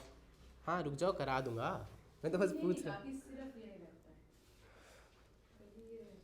देखो, हमने पढ़ा कि एक ऑडिटर जाएगा, वो सब लेके आए थे कि भाई इनकी बनाई हुई फाइनेंशियल स्टेटमेंट्स पे हमें ट्रस्ट नहीं हो रहा, तो मैनेजमेंट का काम है कि फाइनेंशियल स्टेटमेंट्स बनाए तो सही, तब तो ऑडिटर जाके चेकिंग करेगा। अब ऑडिटर जाके कह रहे नॉक नॉक ऑडिट करने आया, वो कह रहे जी बना लो फाइनेंशियल स्टेटमेंट्स और फिर कर देना ऑडिट। ऑडिट फाइनेंशियल स्टेटमेंट्स का होता है, उसके लिए ज़रूरी है कि फाइनेंशियल स्टेटमेंट्स बनी हो, ठीक है। अब ऑडिटर ने बोला फिर नॉक नॉक, उन्होंने फाइनेंशियल स्टेटमेंट्स दे दी, एक बैलेंस शीट दे दी, एक P&L दे दिया, कह रहे जी कर लो ऑडिट। तो क्या ऐसे ऑडिटर ऑडिट कर पाएगा? उसको इन्फॉर्मेशन भी चाहिए होगी ना, बाकी की इन्फॉर्मेशन चाहिए होगी, ठीक है। उसने कहा कि नहीं भाई ऐसे नहीं हो पाएगा, बाकी के रिकॉर्ड्स डॉक्यूमेंट जो भी हैं दो। उन्होंने रिकॉर्ड्स डॉक्यूमेंट्स दी, इतनी सारी फाइलें दे दी, उसमें से आपको 4 बिल नहीं मिले, तो आपने फिर पूछना चाहा कि भाई ये 4 बिल कहाँ हैं, तो कह रहे जी एक बार की बात हुई थी, फाइनेंशियल इन्फॉर्मेशन दे दिया, बार बार तंग मत करो। कह रहे नहीं, फाइनेंशियल इन्फॉर्मेशन के साथ एडिशनल इन्फॉर्मेशन भी दो जो ऑडिटर मांगे, तब तो वो सही से बता पाएगा कि सही है कि नहीं है, ठीक है। फिर 4 बिल में से आपको 3 बिल और मिल गए, उन्होंने और फाइल्स ला के दी, एक बिल अभी भी रह गया, तो आपने सोचा कि डिपार्टमेंट हेड से ही पूछ लूँ कि भाई कहाँ है बिल ये वाला। आप डिपार्टमेंट हेड के पास गए, वो आपको कैबिन के अंदर ही नहीं जाने देना, जैसे भाई को लड़कियाँ इग्नोर करती है ऐसे वो आपको इग्नोर कर रहा है, ठीक है। तो ऑडिट करने के लिए सही से ये भी ज़रूरी है कि अनरिस्ट्रिक्टेड एक्सेस हो लोगों तक का, जिससे कि ऑडिट एविडेंस मिल सके, उन्हीं लोगों तक का जिससे कि ऑडिटर को एविडेंस चाहिए। ऐसे नहीं कि पियोन से एडिशनल इन्फॉर्मेशन के नाम पे मांग रहा है मैडम का नंबर ला के दे दे, या फिर उसको बोल रहा है कि अगर तू नंबर नहीं ला के देगा तो मेरे पास भी अनरिस्ट्रिक्टेड एक्सेस, मैं खुद जाके ले लूँगा। तो additional information which is relevant to the purpose of audit and unrestricted access to those जिनसे कि ऑडिटर को लगता है ऑडिट एविडेंस ऑब्टेन करना ज़रूरी है। देखो, responsibilities of management, preparation and presentation of the financial statement, और साथ में design, implementation and maintenance of internal control. Internal control आपको समझाया, वो छोले भटूरे वाला एग्जाम्पल, टोकन सिस्टम। फिर to provide auditor with all information, जैसे कि रिकॉर्ड्स डॉक्यूमेंटेशन जो कि नेसेसरी है पीपीएफएस के लिए। पीपीएफएस बोले तो preparation and presentation of financial statements. फिर एडिशनल इन्फॉर्मेशन जो कि the auditor may request from management where appropriate TCWG, और unrestricted access to those within the entity from whom auditor determines it is necessary to obtain audit evidence. ठीक है,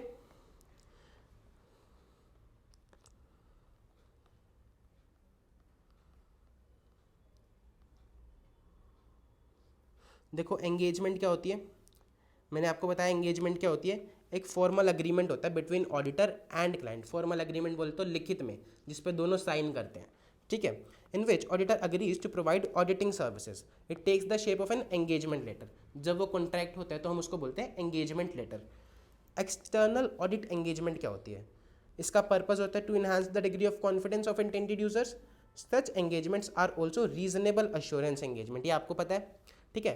फिर इसने बता रखा है कि कंपनीज को रिक्वायर होता है एनुअल अकाउंट्स ऑडिट कराना by an external auditor. External auditor बोले तो जो बाहर से आता है, इंडिपेंडेंट होता है, ठीक है, कंपनी के उस पर नहीं होता है। फिर एक पॉइंट टॉपिक रह गया था scope of audit and what it does not include. ये है पेज नंबर 4 पे।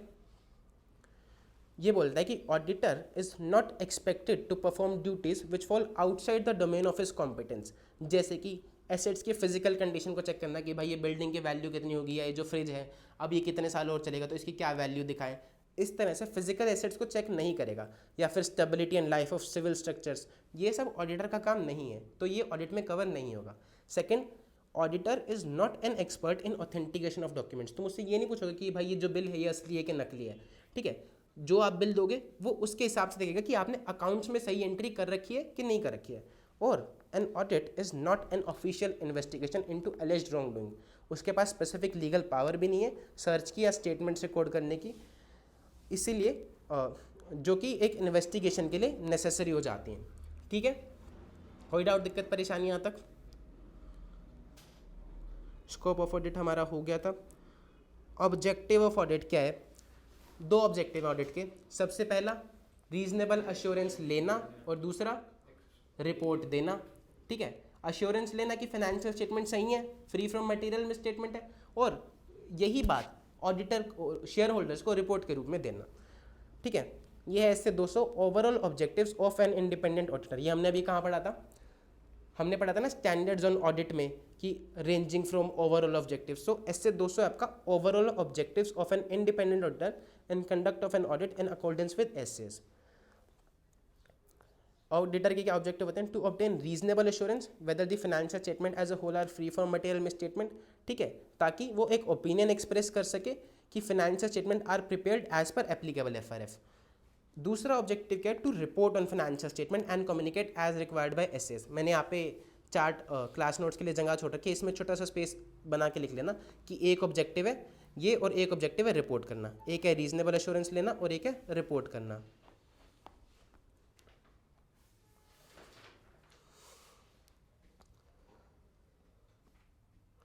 फिर हम सेकंड पेज पे आते हैं।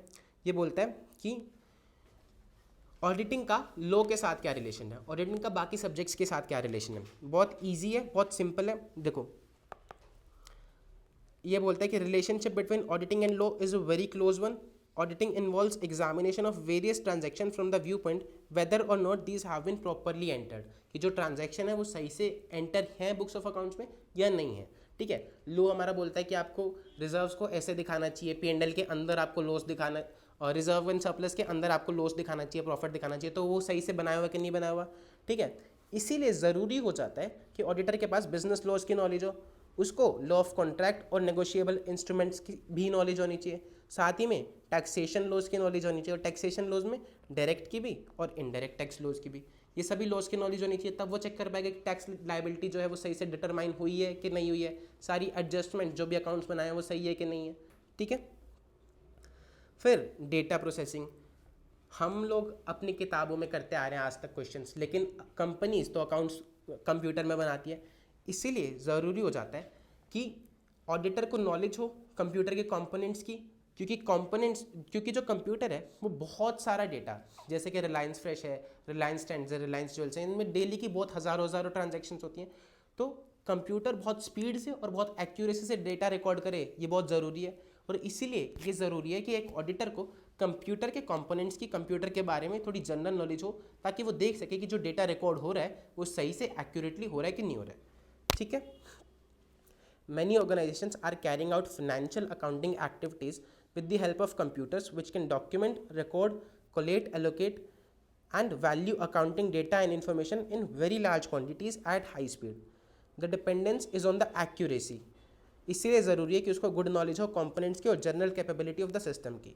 लास्ट की लाइन में ये बोलता है कि computerised information system auditing is developing as a discipline in itself. Discipline होता है सब्जेक्ट, जैसे कि ऑडिट एक सब्जेक्ट है अपने आप में, इसी तरह से कंप्यूटराइज्ड इंफॉर्मेशन सिस्टम ऑडिटिंग भी अपने आप में एक सब्जेक्ट बनता जा रहा है due to the extensive use of computers. Last में वो बोलता है कि ऑडिटिंग का बिहेवियरल साइंस के साथ क्या रिलेशन है। अब एक ऑडिटर है, वो जाएगा, अब मैनेजमेंट में वो गया था हेड के पास पूछने कि भाई बिल कहाँ है, वो उसको इग्नोर कर रहा था, तो ऑडिटर अगर बंदूक निकाल ले तो सही नहीं है ना। इसीलिए ज़रूरी है कि ऑडिटर को बिहेवियरल साइंस की भी नॉलेज हो, वो उससे प्यार से बात करे या फिर वो उसको मेल भेजे, उसको पता हो कि लोगों के साथ किस तरह से डील करना है। ठीक है, अगर कोई आपको देख के बहुत ज़्यादा डर रहा है कि सर मुझसे मत पूछो मेरी नौकरी ना चली जाए, तो आपको उसको कंफर्ट करना आना चाहिए। तो इसीलिए नॉलेज ऑफ ह्यूमन बिहेवियर बहुत एसेंशियल हो जाती है। एक ऑडिटर को ज़रूरत पड़ती है इंटरैक्ट करने की लोगों से बहुत ज़्यादा, एविडेंस कलेक्ट करने के लिए। दो तरह के ऑडिटर होते हैं, एक इंटरनल और एक मैनेजमेंट। एक ऑडिटर जो होता है फाइनेंशियल स्टेटमेंट्स का ऑडिट करता है, लेकिन फिर भी उसको डेटा लेने के लिए लोगों से ज़रूरत होती है इंटरैक्ट करने की। एक होता है इंटरनल ऑडिटर। इंटरनल ऑडिटर क्या करता है कि अलग अलग प्रोसेसेस को देखता है कि परचेज में सारी प्रोसेसेस सही से चल रही है क्या नहीं चल रही, और सेल्स में सारी प्रोसेस सही से चल रही है क्या नहीं चल रही, तो उसके लिए भी उसको लोगों से बात करनी पड़ेगी। दूसरी बात, जब वो देखेगा कि कंट्रोल्स ख़राब हैं और अगर वो डिसाइड करता है मैनेजमेंट को बताना कि भाई कंट्रोल्स को इस तरह से ठीक किया जा सकता है, तो कंट्रोल्स इंप्लीमेंट कराने के लिए भी उसको लोगों से बातचीत करनी पड़ेगी कि भाई अब तू जो है टोकन के बदले ही छोले भटूरे देगा, पैसे के बदले नहीं देगा। इसके लिए भी उसको बातचीत करनी पड़ेगी, समझाना पड़ेगा कि टोकन सिस्टम क्यों लगाया है, किस लिए लगाया है। ठीक है, तो साउंड इंटरनल ऑडिटर और management auditor is expected to deal with human beings rather than the financial figures. One of the most basic elements in designing internal controls is personal. However, even sound internal controls cannot work unless people are honest. समझ में आ रहा है? ये blue वाला है, blue वाला मैं तुम्हें पढ़ाऊंगा नहीं, वो सिर्फ तुम्हारे समझने के लिए, एग्जाम में भी नहीं आएगा। अब शायद कुछ नहीं रह गया, एक आधा छोटा टॉपिक रह गया हो तो देख लेते हैं।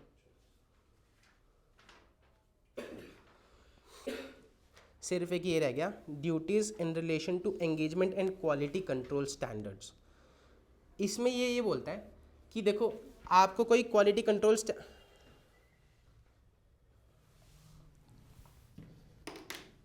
आपको अपना ऑडिट करना है स्टैंडर्ड्स के हिसाब से। ठीक है, अब अगर आप किसी वजह से स्टैंडर्ड में जो चीज़ लिखी है वो फॉलो अप नहीं कर पा रहे, इसका एग्जांपल मैंने आपको समझाया था कि आप गए, आपने बोला कि डेटर से कंफर्मेशन लेनी है, उसने मना कर दिया कि भाई उससे कंफर्मेशन मत लो क्योंकि उसने केस कर दिया, हम कॉन्फ्लिक्ट में है, उसको वो कह रहा है क्वालिटी अच्छी नहीं है तो मैं कम पैसे दूंगा। ठीक है, तो अभी केस चल रहा है तो हम डेटर से एक्सटर्नल कंफर्मेशन नहीं ले सकते, तो मैनेजमेंट ने मना कर दिया। तो अब जो स्टैंडर्ड में लिखा था कि रिटर्न कंफर्मेशन लो, अब हम नहीं ले सकते।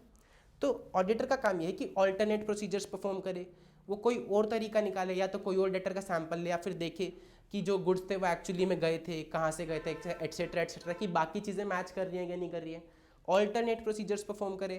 ठीक है, अगर ऑल्टरनेट प्रोसीजर्स नहीं भी परफॉर्म कर पा रहा है, उसको नहीं समझ में आ रहा है कि और क्या करना चाहिए, तो वो अपने रिपोर्ट में डिस्क्लोजर दे कि भाई मैंने ये प्रोसीजर परफॉर्म नहीं करा है, और अटेंशन भी लाए कि आप ये चीज़ ध्यान से सुन लो कि मैंने ये वाला प्रोसीजर परफॉर्म नहीं करा है।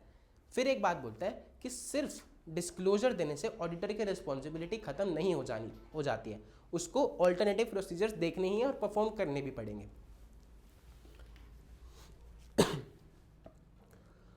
It is the duty of professional accountants to see that the standards are followed in engagement undertaken by them. ये प्रोफेशनल अकाउंटेंट की ड्यूटी है कि वो सारे स्टैंडर्ड्स को फॉलो करे जो भी एंगेजमेंट करे। Ordinarily, these are to be followed by the professional accountants.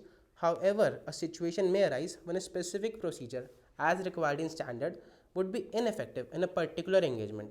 In such a case, he is required to document how alternative procedures are performed to achieve the purpose of required procedure. वो document करे कि उसने जो भी alternative procedure perform किया है उससे जो एक्चुअल प्रोसीजर था उसका पर्पस कैसे फुलफिल हो रहा है. बात समझ में आई. Also reason for departure has also to be documented कि ऑल्टरनेटिव पे क्यों गए. Next, his report should draw attention to such departure, and mere disclosure in the report does not absolve a professional accountant from complying with applicable standards. ठीक है.